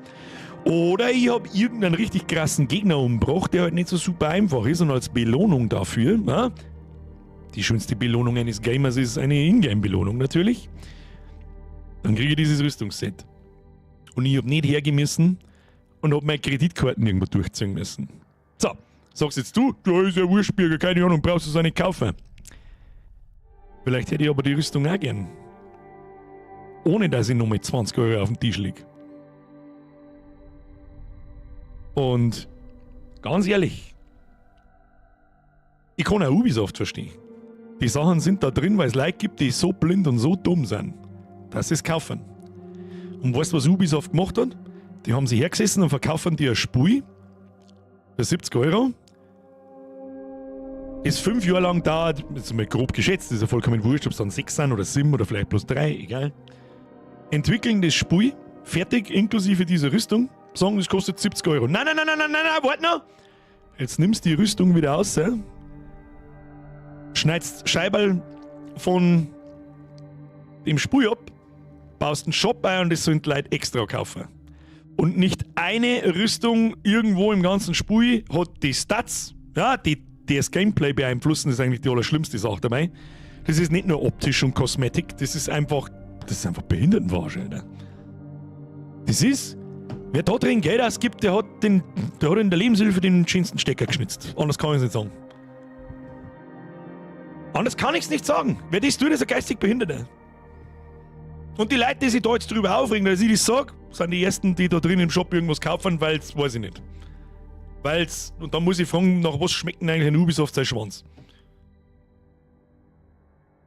Und wie fühlt sich die Beidel noch da, wenn du drüber schlägst?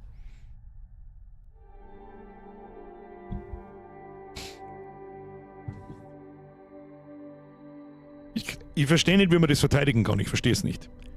Wir werden, das ist dasselbe, du gehst zum Metzger, sagst du, ich hätte 500 Gramm oder fetten Groben, Urlaub, ja, der ist 100 Jahre alt, der hat meiner Oma schon auf den Arsch geschaut. Und dann sagst du, ja, ich hätte gern 500 Gramm Schweines. Dann sagst ja, da kriegst du 500 Gramm, kosten 10er. Ja, Alter, wie soll denn da eine Krusten haben? Wo sind die Krusten? Ja, die kosten nur einen 10er. Wie, die kosten nur einen 10er? Ja, das ist halt jetzt so. Sagst du sie, der hat die fette Grobe gefressen, bevor sie in Pause gegangen ist! Hat sie sich auf ein Baguette aufgeschmiert, die fette Hure!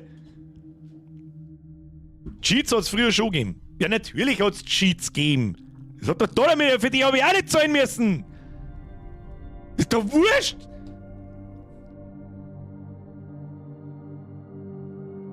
Wir sind ja schon zu alt, dass wir das verstehen. Naja, sagen wir es so, wir haben alt genug, dass wir verstehen, dass das absolute Verarsche ist. Das ist Idiotenverarsche. Und ich verstehe nicht, dass das erlaubt ist. Sage ich ganz ehrlich, vor allem diese Lootboxen-Geschichte, die 5er Gambling. Muss ich ganz ehrlich sagen, das ist nicht zu verzeihen. Mit gesundem Menschenverstand hat das nichts zu tun. Keine Ahnung. So, jetzt macht das Spät so Alt F4 und deinstallieren, weil sowas habe ich mir schon gedacht. Ne? So, jetzt hoffentlich drücke ich jetzt nicht mehr OBS auf Alt F4, aber dann Alt F4 an, das kann man das Spät nicht zumachen. Was fällt mir da ein? An alle, die im Mikrotransaktionen-Shop drin haben. Ha! Geil!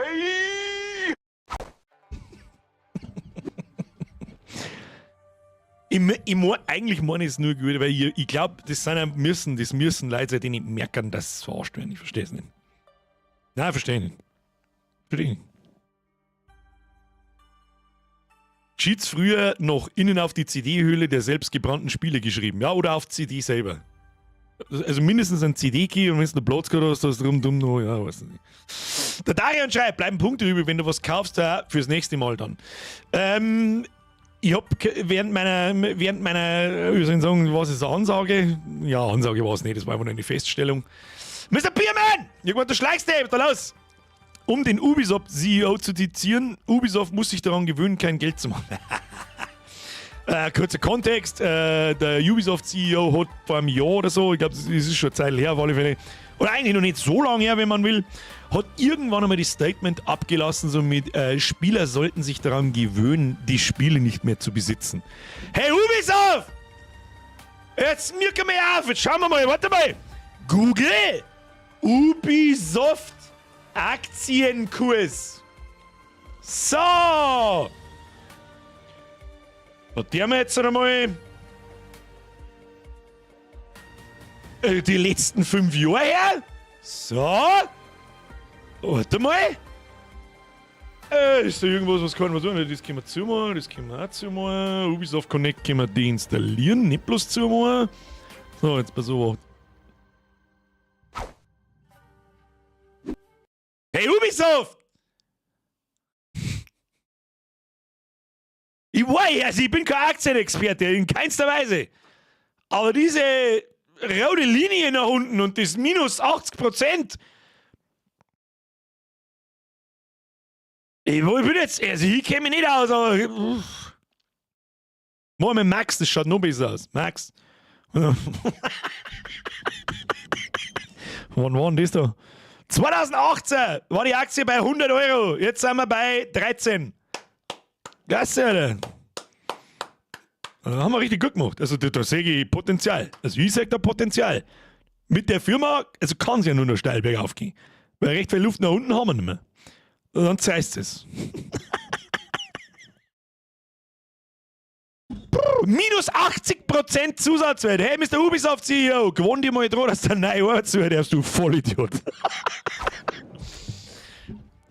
Das gehört so. Andersrum wäre schlecht. Was? Ich sag da Wellenbad. Wie voll Depp. Was kam 2008 raus? Assassin's Creed. Lustigerweise. Also wenn ich mich richtig erinnere, der von Assassin's Creed 1 für PlayStation 3 gekommen. Ich habe das damals gehabt, ich habe das gefeiert, das Spiel, es war super awesome. Und da ist bei Ubisoft so ab 2006 steil bergauf gegangen. Was war denn da noch war nicht ein Splinter Cell von Ubisoft? Was damals auch sau bekannt und sau beliebt war. War das nicht auch ein Ubisoft-Spiel? Weiß ich nicht mehr. Also jetzt noch billig kaufen. Nächstes Jahr kostet es dann 3 Euro. Ja, auf alle Fälle. Gleich reincashen. Alles muss in Ubisoft rein. Prince of Persia, stimmt, die waren damals auch ganz geil. Aber dann hat ja, also 2008 ist ja noch irgendwas passiert, weil da haben wir auch innerhalb von offensichtlich einem Monat haben wir von 65 Euro auf 11 Euro überdroppt. Das hat dann gute 10 Jahre gedauert, dann waren wir 2018 wieder auf dem Peak mit 100 Euro und dann hat es fett auf die Schnauze gegeben. Tja. Anno-Beta ausprobieren. Stimmt. Anno ist noch so eine von den wenigen Spielen seitens Ubisoft, die man spielen kann. Da bin ich mir ziemlich sicher, dass das neue gut wird. Da war das alte gut. Aber ich fürchte, das kriegt genauso ein bisschen das Problem wie das neue God of War. Das alte Anno 1800 war so bloated. Bloated as fuck. Dass ich nicht weiß, wie es das toppen wollen. Ein bisschen was habe ich schon gesehen. Die brechen ein bisschen aus dem Raster aus, wie du bauen kannst in Anno. Jetzt kann man schräg bauen. Und so weiter. Hast du eigentlich Avowed gespielt? Ganz bestimmt nicht, ne? Ich hab's natürlich mitgekriegt, aber ne. Splinter Cell kam am 21. März 2006. Auch schade um die Marke, war cool. Herr Darian, merci dir und das geht ziemlich gut hin, weil ab 2006 hat wirklich Ubisoft steil hingelegt. Ganz steil. und das meine ich jetzt unironisch, wirklich von 15 Euro auf 70. Bis so Anfang, Ende 2000. Stimmt, da war Wirtschaft, war da nicht Weltwirtschaftskrise? Gut, da ist ja jeder droppt. Aber ja, trotzdem, dann hat man das 10 Jahre lang wieder aufgebaut und man scheißt da gerade seit ein paar Jahren nach und nach so hart rein, dass ich dir sage, Ubisoft wird sich auflösen. Das garantiert er. Das kann so nicht weitergehen. Und wenn ich mir, das ist ja wie, Steam-Charts, ich weiß schon, Steam-Charts sagen überhaupt nichts. Gibt ja auch andere Launcher und keine Ahnung, trotzdem kann ich ablesen. Jetzt schauen wir mal. Assassin's Creed Shadows. Warum gibt da nichts? Haben sie es schon von Steam gelöscht. Assassin's Creed Shadows und jetzt schauen wir mal Assassin's Creed Valhalla. Ich habe trotzdem einen Vergleichswert. Valhalla hat aber... Alter. Alter, hat Valhalla so beschissen. Wie 15.000 Spieler All-Time-Pick. Wie peinlich ist das denn? Wie peinlich ist das denn? Wie viel später da ist ja Assassin's Creed Shadows richtig gut mit 60.000 Pick. Und das ist für Assassin's Creed ein Witz. Mitsche! Jetzt wird ein Zwickel. Wann kannst du die zwei? Ja, gute Frage. Hätten wir mal lieber diese eingespielt und Nebenquests gemacht. Hätte mir mehr Spaß gehabt, glaube ich. Auch noch 1800 hat einer einen Arsch geredet. Ja, die haben auch noch andere Spiele, wie, ich glaube, Rainbow Six Siege, glaube ich, gehört einer an. Und das ist ein sehr beliebter Shooter. Den habe ich zwar nie gespielt richtig.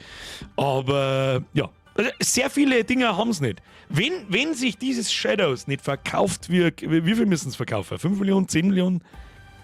Ja, dann tschüss, Ubisoft. Tja. Hätte ich mir ein Spiel gemacht, nachdem die Leute schreien, glaube ich, seit 15 Jahren. Ja, mindestens. Seit 15 Jahren nach dem Assassin's Creed im feudalen Japan. Das kriegen wir. Dein Ernst?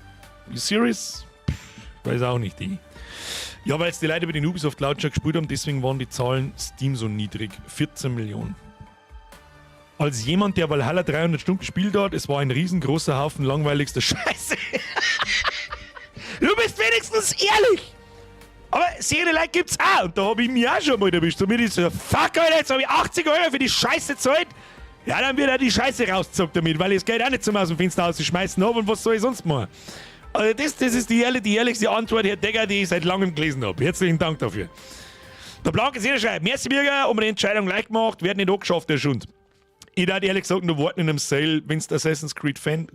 Achtung, Resümee, für Leute, die sehr viel spielen, da zähle ich mich jetzt mal dazu, die sehr viele Computerspiele im Allgemeinen spielen, glaube ich, ist nix. Ja? Als Assassin's Creed Fanboy, das hört sich jetzt negativ an, ich meine, natürlich darfst du Fan von dieser Serie sein, glaube ich, kannst du das da schon kaufen. Aber ich darf es mir nicht für 70 Euro kaufen.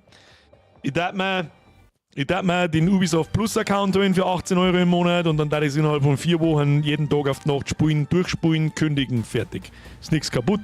Oder du wartest in einem halben Jahr, ist sowieso im Sale. Was ich aber eine absolute Frechheit finde, die Wertungen von IGN und keine Ahnung wem alles. Wie viel 10 von 10 dieses Spiel abgerannt hat angeblich. Also ganz ehrlich, ich weiß nicht, was die gespielt haben, aber das ist kein, das hier ist kein Game of the Year. Da nicht einmal 5 Sekunden brauchen wir darüber nachschmerzen. Oder nachdenken. Das kann vielleicht schon für irgendwas nominiert werden, für seine Super Diversity, meinetwegen. Gibt ja tatsächlich Leute, die das gut finden. Ich finde es beschissen, weil es die Story kaputt gemacht hat. Das haben wir jetzt in 2 Stunden haben wir das gesehen. Und vielleicht für den Artstyle. Ja, für Umgebungsgrafik und so Geschichten.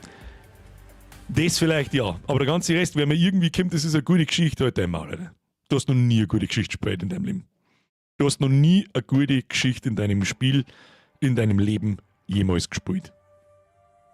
Vielleicht bin ich deswegen auch nur so kritisch, weil wir gerade frisch aus Kingdom Come Deliverance 2 kämen und das war halt Peak. Das war Peak-Performance in Geschichtenerzählung und Dialogen und Charakterentwicklung etc. etc. Und das rieche bis du her, dass das dann nicht einmal sekundenlang ohne schmeckt. Vergiss es. Vergiss es.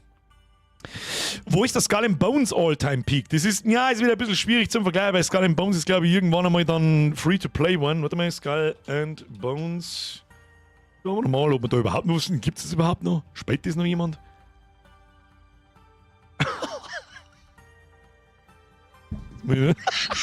Es ist so. Ach, leck mich am Arsch, Alter. Jetzt warte mal schnell. Kostet es noch was oder ist es umsonst? Es kostet echt immer nur 40 €. Haben sie ins Hirn geschissen, Leute. Ja, bist du vollkommen behindert oder was? Okay, jetzt mal so. Alter. da muss ich nochmal schnell umschalten. Das heißt,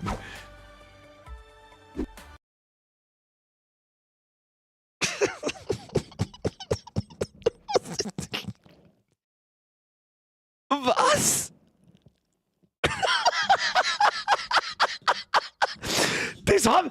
Was?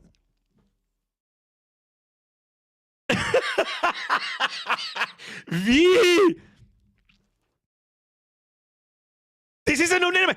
Das ist eigentlich die nicht so wichtige Zahl dieser All-Time Peak. All-Time Peak kostet wirklich, was war die in einer Minute. Wie viele Leute waren gleichzeitig in dem Spiel? Was war da die höchste Zahl? Ja? Das ist für Leute, die Steam-Charts vielleicht nicht kennen. Gehen wir mal da her. Was haben wir da? Assassin's Creed. Nehmen wir mal Kingdom. Pass auf. Kingdom Come Deliverance 2. Enter. Und man so macht, damit man eine ungefähre Vorstellung hat.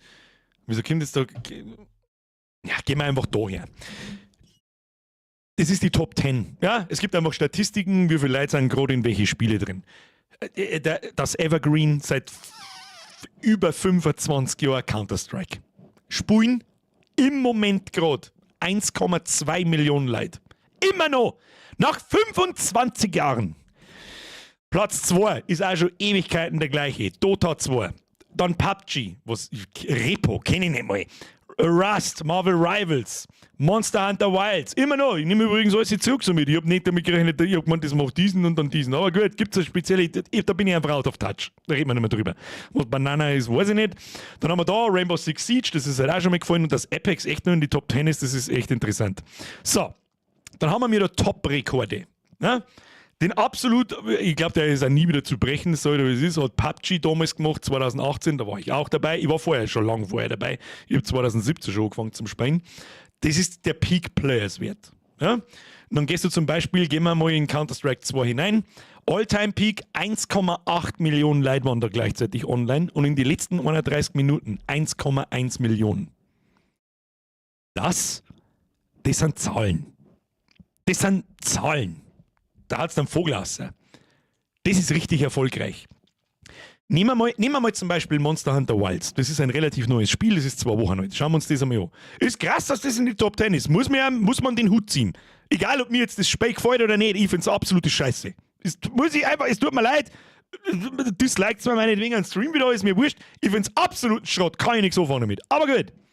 1,18 Millionen All-Time Peak ist für richtig Hardcore-Scheiß. Und immer noch, ja gut, im Vergleich dazu sind es jetzt nicht so dermaßen viel, aber in den letzten 30 Minuten waren da 120.000 Leute im Spiel. Das sind Zahlen, die können Sie wirklich sehen lassen. Ja? Ich kann jetzt da nicht außerlesen oder abschätzen, wie viele Module das Spiel dann verkauft hat. Weiß ich nicht. Aber ich weiß zum Beispiel, dass sich Elden Ring, glaube ich, 20 oder 25 Millionen Mal verkauft habe. Das habe ich mal gelesen. Elden Ring ist von 2020. Und ist das? 22. Bin ich verdeppt. 2020 ist schon ewig her. Und wenn ich da einmal schaue, ist ein Souls-Game. Ja? Absolutes Nischengenre. Eigentlich genauso wie Monster Hunter Wilds.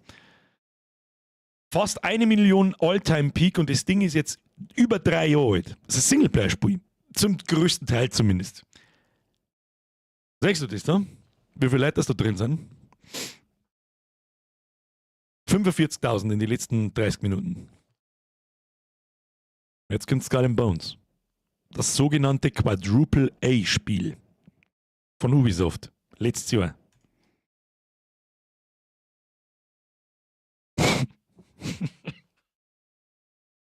Ja, Kruzifix, Alter. 161.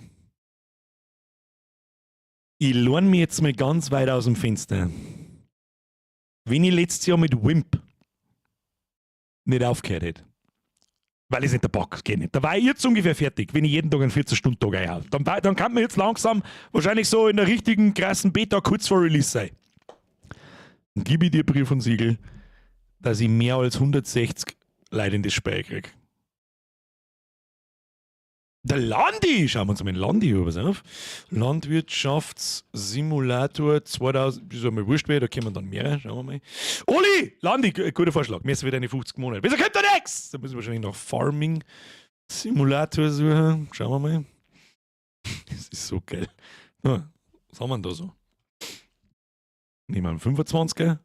Das sind keine schlechten Zahlen. Brauchen wir nicht schmerzen. Nee, für so ein Pimmelspiel. Für so ein Pimmelspiel. 135.000 All-Time-Peak, das wäre schon narrisch.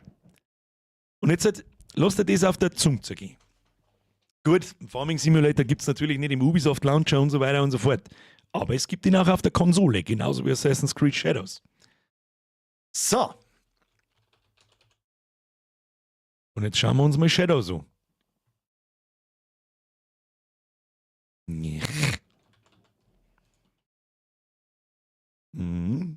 Haben wir vorher schon mit da gehabt, aber ist ja vollkommen wurscht. Da gibt es 5000. Allein wenn ich schon sehe, wie viele verschiedene Scheißversionen das da gibt, da kriege ich schon wieder einen Vogel.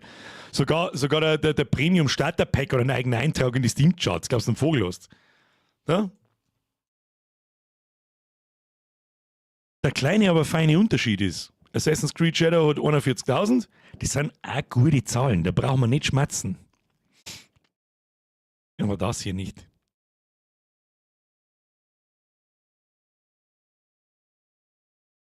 Der kleine, aber feine Unterschied ist, beim Landi sitzen, ich weiß nicht genau wie viel, aber sitzen wahrscheinlich 100 oder 200 Leute und bei Ubisoft sitzen aber 20.000 über den ganzen Erdplaneten verteilt. Warum genau braucht man für ein Singleplayer-Spiel einen Online-Zugang? Dass man es, glaube ich, weniger einfach cracken kann. Das ist mal das Erste. Und zweitens, damit man die Microtransactions natürlich andrehen kann. Natürlich. 25.000 hockern gerade im virtuellen Bulldog. Hey, sollen's! Um Gottes Willen, wenn sie Bock drauf haben, hauen sie rein. Aber dass der auch jeden Monat da Spieler verliert, da gibt es da schöne Zahlen dazu. Außer kämen ist er letztes Jahr im November. Da haben wir auch mir gespielt, 3, 4, 5 Mal. Der hat gestartet mit 55.000 oder rund mal grob umeinander mit 50.000 Leuten. Das verstehe ich sowieso nicht ganz. Peak Player 135.000, aber Average Players 53.000. Ich weiß jetzt nicht so hundertprozentig, was das eigentlich genau aussagen soll. Aber da siehst du halt auch, wie sukzessive innerhalb von einem Monat 36% Spieler verloren. Nächsten Monat im Januar nochmal 30% der Spieler verloren. Im Februar nochmal 15% und im März bis jetzt nochmal 7%. Und dann wären aus 53.000 Spieler innerhalb von 3 Monaten unter die Hälfte. Und das tut natürlich weh. Wie schaut's bei KCD 2 aus? Kingdom Come Deliverance 2. Muss man auch ein bisschen dazu sagen, dass natürlich ein unbekanntes Spiel ist. Warum singen ich das da nicht? Kingdom Come. Ich gebe jetzt einfach mal Kingdom Come, was kommt dann? Kingdom Come Deliverance. Da ist aber das Gleiche. Hat aber auch ein bisschen an. Das ist halt krass, was? Das ist der erste Teil, das ist der zweite Teil. All-Time Peak 255.000. In den letzten 37 Minuten haben wir immer noch 45.900 Spieler. So, was ist jetzt bekannter von der Marken her? Ein Assassin's Creed oder ein Kingdom Come? Und ja, da ist aber genau das Gleiche. Das haben aber Singleplayer-Spiele so an sich. Der Landi ist kein Singleplayer-Spiel. Auch, aber er hat auch einen riesengroßen Multiplayer. Die verlieren halt innerhalb von einem Monat die Hälfte ihrer Spiele. Das ist ganz normal. Das hat man damals auch, Palworld hat man das damals auch vorgeworfen. Was möchtest du mit dem? Da haben wir mal Palworld her, falls ihr euch noch daran erinnert, das war ein absolutes Hype-Game. Das habe ich gar nicht verstanden, wo dieser vor mir hergekommen ist, aber ist ja vollkommen wurscht. Palworld, schaut mal das an, die haben einen All-Time-Peak von 2,1 Millionen. Alter. Was ist mit denen eigentlich? Spielen immer noch 31.000 Leute. Und da war es so, 1,1 Millionen bzw. 2 Millionen Leute fangen an im ersten Monat. 60% der Spieler verloren. Dann 80, dann 40, dann 50. Haben aber dann wieder dazu gewonnen, weil Patches gekommen sind. Irgendwann sind nämlich Singleplayer-Spiele einfach durchgespielt. Was möchtest du denn dann damit noch? Natürlich gingen die Spielerzahlen zurück.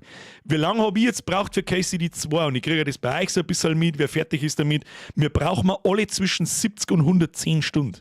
Und kein normaler Mensch hat im Prinzip am Tag 18 Stunden Zeit, das Spiel auf 3 Tage durchzusuchten. Das geht halt nicht. Dann dauert das so einen guten Monat. Ja, für einen normalen Durchschnittsmenschen, der da halt ohne spielt. Und nach einem Monat, die verlieren nächsten Monat nochmal 50% des Spiels. Garantiert, weil die Leute fertig werden damit. GTA 5. Kann ich das so eingeben? Wird da was gefunden tatsächlich. Grand Theft Auto 5 Bonus 1,5 Millionen GTA San Andreas. Was? Grand Theft Auto 5. Finden wir es so besser? Das ist halt narrisch. Das ist halt echt narrisch, dass das immer noch jetzt im Moment 75.000 Leute spielen. Das Ding ist 12 Jahre alt.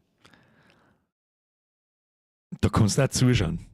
Seit 2015, weiß ich noch, damals habe ich sie auch gekauft. Wobei ich glaube, dass dort Konsolenzahlen einfach stärker sind bei GTA. Habe ich so das Gefühl. Und das ist so der wie soll ich sagen, die Kennziffer, warum man sie natürlich kann ich mich nicht auf diese Steam-Charts da verlassen, ob es ein gutes Spiel ist oder ein schlechtes Spiel ist oder ob es finanziell erfolgreich ist oder nicht. Aber ich kann zumindest mir einen groben Überblick verschaffen, ob es absoluter Schrott ist oder nicht. Und da bei GTA geht auch auf für ein Obi, da kann ich nicht mehr rekonstruieren, was da gekommen ist. Da werden wahrscheinlich Online-Patches gekommen sein oder neue Add-ons, wenn dann auf einmal jetzt mal wieder 20% Spieler dazu, 60% Spieler dazu und kurz danach verlieren die Spieler dann wieder. Aber im Großen und Ganzen kann sich GTA 5 immer noch halten und das halte ich für absolut utopisch und ich verstehe nicht warum. Jetzt habe ich es selber gespielt und ich habe es eigentlich auch gut gefunden, aber ich verstehe nicht, wie 12 Jahre später immer noch, das ist ein Wahnsinn.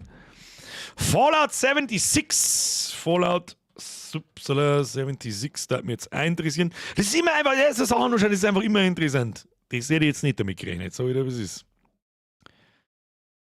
Habe ich auch an Tag 1 gekauft, ja, muss ich also ehrlich sein. Seitdem kaufe ich nie wieder Bethesda-Spiel. An Tag 1. 12.800 Spengrad, 72.000 All-Time-Peak. Was ich nicht mehr hundertprozentig weiß, hat es Fallout 76 direkt vom Start weg auch auf Steam gegeben oder ist das nicht zuerst im Bethesda Launcher gekommen? Ich habe das nämlich im Bethesda Launcher und nicht auf Steam. Und das spricht eigentlich immer dafür, dass das dann nicht von Tag 1 weg bei Steam gab. Fallout 76 war mein größter Fehlkauf. Bei mir war es Battlefield.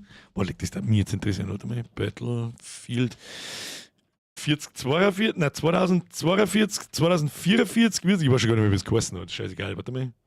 Vielleicht findet man es irgendwie. Und tatsächlich, 2042. Wie viel spenden das noch? Das spenden echt auch immer noch 10.000 Leute. Puh, okay. Ich hätte jetzt nicht damit geredet, aber eigentlich gemeint, das Spiel ist tot. Aber für Battlefield ist es auch tot. Warte mal. Was war denn der Vorgänger? Battlefield 5. Finde ich nicht, wieso nicht? Habe ich Battlefield falsch geschrieben? Gibt es das überhaupt auf, da ist Battlefield 5? Da spielen nicht fast genauso viel. Vor allem Battlefield 1 spielen 17.000. Was ist denn mit den Leuten? Das ist das erste Weltkriegsding, habe ich auch. Lol. Das ist, wundert mich auch, dass das so schlechte Zahlen sind. Aber hat es Battlefield nicht auch eigentlich immer erst auf dem EA-Launcher gegeben und so? Und dann erst irgendwann auf Steam, wie EA gespannt hat, so mit, oh Scheiße, irgendwie kauft keiner unsere Spiele. Call of Duty, da hat mich noch interessiert, das schauen wir jetzt am Schluss noch. Call of Duty. Was war da als letzte? Modern Warfare 3 wahrscheinlich. Call of Duty. Ja, das ist halt Warzone. Und Black Ops. Was war das letzte? Das haben wir sogar gespielt. War das Black Ops 3? Das war schon das Orange, gell? Anders kann ich es mir nicht merken. Das ist halt für Call of Duty ist halt das lächerlich. Das ist ja lächerlich für Call of Duty, Alter. Das ist Call of Duty nicht die größte Spiele-Franchise, die es gibt? Das ist ein Witz. Das ist ja was möchtest denn du? Call of Duty. Und das andere ist halt Warzone. Das ist auch erstens das Free-to-Play, da kann man sowieso nicht drauf gehen. Das spielen 56.000. Das waren aber auch schon mal 300, wenn mich nicht alles täuscht. Naja, ich erinnere mich. Wie Warzone rausgekommen, das war der Wahnsinn. Das war der beste Battle Royale Shooter ever. Und haben es so kaputt gemacht, das ist so schade gewesen. Naja, gut. So, jetzt erfülle ich am Wauzi noch seinen Wunsch, weil es mich nämlich auch interessiert. Wie viele Leute spielen Eve? Oh, das 6. du im Launcher eigentlich das 6. im Original Eve Launcher 6 ist eigentlich ganz gut. Wie viele Leute das da immer online sind. Spielen die ins 4135, aber die haben halt alle 4 Accounts, also spielen sie insgesamt dann 16.000 oder so. Aber Eve gibt es auch schon Ewigkeiten und erst seit wann? Eve gibt es doch nicht seit 2012 auf Steam. Wer spielt schon Eve über Steam? Ich habe über Steam gespielt. Wie es sich dann auf Steam gegeben hat. Zum Beispiel. Weil es einfach einfacher war.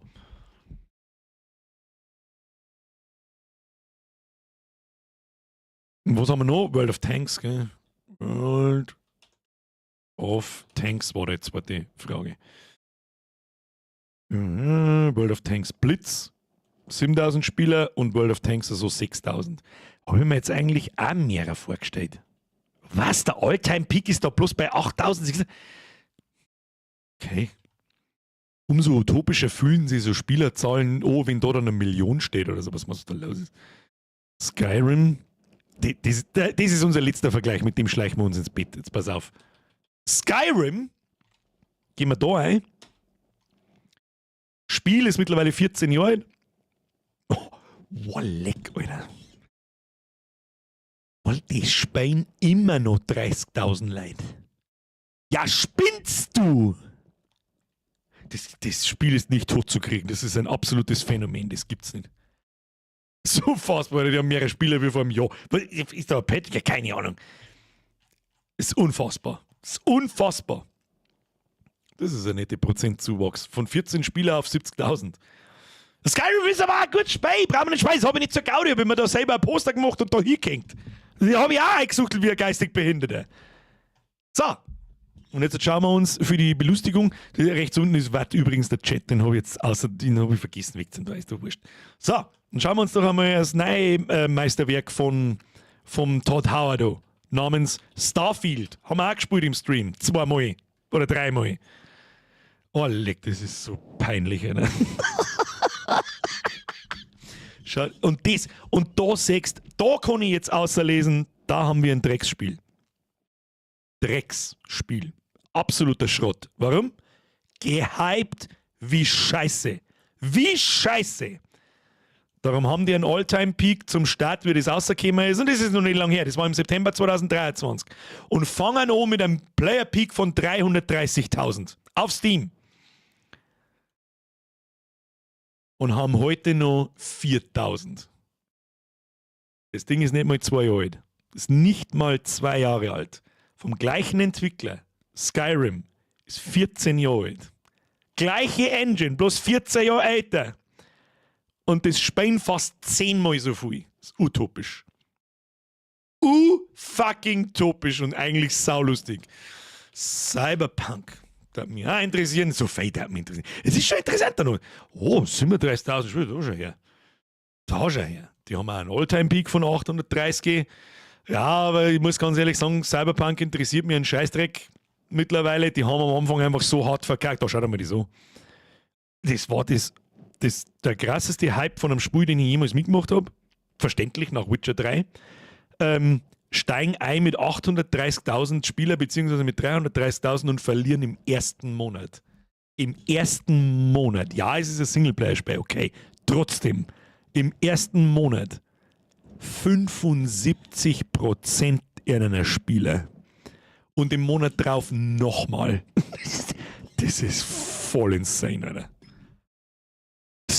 Absolut insane, wie dermaßen. Und da kann ich auch ablesen, ja, da haben sie ein Scheißspiel abgeliefert. So sieht's aus. Und leider Gottes hat es 2-3 Jahre gedauert. Ja, genau. Bis da anscheinend, so August 23, bis die ersten fetten Patches gekommen haben. auch vielleicht da nochmal im September 22, dann 2 Jahre später, wenn dann diese Patches kommen. Ja, tut mir leid, dann interessiert mich das Spiel auch nicht mehr. Mich interessiert einfach das Spiel nicht mehr. So, das kann nur so gut sein. Ich habe keinen Bock mehr, dass es so lang. 0. So. Genug Zahlen analysieren. Das macht richtig Spaß. Das sollte man öfter mal. Das sollte man einen ganzen Stream draus machen und analysieren wir Spiele. Gefällt mir. Gefällt mir. Greyzone Warfare. Anfangs gehypt, nach 3 Tagen für den Eimer. Du, Greyzone habe ich auch auf der Liste gehabt. Das war eine richtig coole Idee. Und man denkt, war mir vielleicht wieder eine coole Alternative zu Tarkov. Als Extraction-Shooter und so. Hat man das dann kurz einmal angeschaut und hat man dann gedacht, bin ich mal wieder vom Trailer verarscht worden. Was, Grey oder Greyzone? Mit AY oder EY? Ich habe eigentlich mal mit EY. Greyzone? Finde ich nicht. Das finde ich nicht mehr. Finde ich nicht mehr. Ja, mal schön zum Singen, dass man sich mit der Community auch über sowas, das ist, weiß ich nicht, das klingt für viele wahrscheinlich vielleicht sehr trocken. Aber mich interessiert das schon. Da kann man schon ein bisschen was auslesen. Vor allem, weil ich immer wieder lese, ich kriege den Krieg ein bisschen mit zwischen den Leuten. Viele Leute schreien, dass Assassin's Creed Shadows, dass seiner Vollgas Bock macht. Ja, um Gottes Willen, super. Hauen Sie rein, alle. Gibst du nochmal 70 Euro aus, kaufst du gleich noch für 35 Euro das Bagel neu. Aber dann musst du halt von Leuten wie mir hören, dass du geistig Behinderter bist. Ist halt so. Ich muss mir auch die Blöße geben. Ich habe gesagt, Monster Hunter World ist absolute Scheiße. Absolute Scheiße. Und jetzt spielen 1,1 Millionen Leute. Was soll ich machen? Aber wir haben ja da vielleicht einen gemeinsamen Nenner, dass ihr ungefähr wisst, wie es mir geht. Es gibt also Sachen wie Candy Crush. Ja? Die haben so viele Spiele, wie alles miteinander, was wir jetzt da gerade angeschaut haben. Spielt das doch irgendjemand. Nein, aber unsere Eltern spielen es. Und ich hasse es. Was soll das? Der Wimp Survivor, 0 Spiele. Oh. No. Es kommt. Nein, ich darf nichts sagen. Ja, außerdem glaubt es sowieso nicht.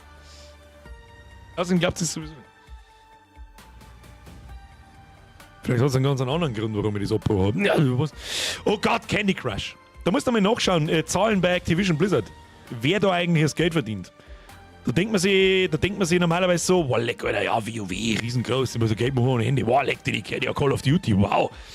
Das ist ein Wahnsinn, Aber dass er einer King auch noch gehört, wissen die wenigsten. King ist der Entwickler von Candy Crush. Und der macht, ich hoffe, dass ich jetzt keinen Schmarrn nicht rede, ich habe es schon lange nicht mehr gelesen, aber die machen $2 Milliarden Umsatz und 1,5 Milliarden davon sind von King und Candy Crush. Der Rest ist Call of Duty und 100.000 offensichtlich Dollar oder so macht dann WoW. Oder halt 100 Millionen oder was weiß ich. So, jetzt Schwanz am Tisch, jetzt hast du schon teasert, nix. Muss man mal halten. 16 Frieden. Jetzt geh ich ins Bett. Ich mach's jetzt wieder Yasuke. Meine sehr verehrten Damen und Herren, es war mir ein Fest. Eigentlich war es, nein, heute war es mir kein Fest. Die letzte Stunde war mir jetzt ein Fest. Das macht Spaß, das war cool. Wer noch nicht auf den Like-Button gesmashed hat, smash den Like-Button! Okay? Nur für den Moment jetzt gerade. Einfach, weil wir es kennen. Kuss auf die Nuss an alle Neuen. Ich glaube, für die Neuen. Ich kann mir gut vorstellen, dass heute ein paar Neue da waren. Das ist bei neuen großen Spielen immer so. Die singen mich dann, die hören mich dann das erste Mal und denken sich dann so, Manche bleiben her, bis sie dann in einer Lieblingsspiel beleidigt und dann gehen sie. Also brauche ich heute nicht die Ansage machen, lass mir ein Abo da, damit, was zu sehen. Schleicht euch davon.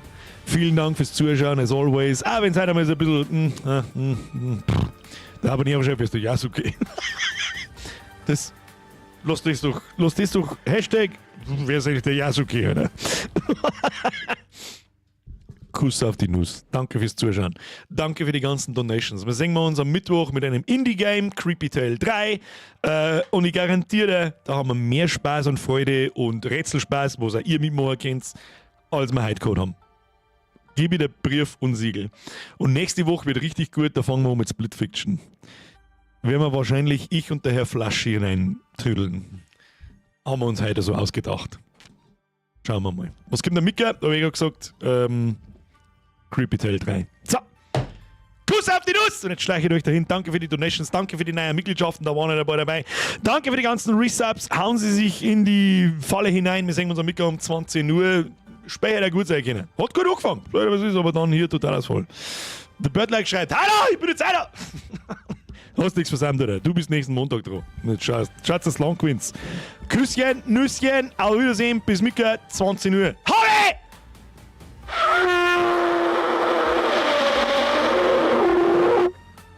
Das war gut. Okay, bye. Warte, ich verstecke mich vom Sprengi, damit ihr keine Fotos mehr kriegt von mir, die ich verboten habe jetzt. Und jetzt schaut's das Land gewinnt. So, okay.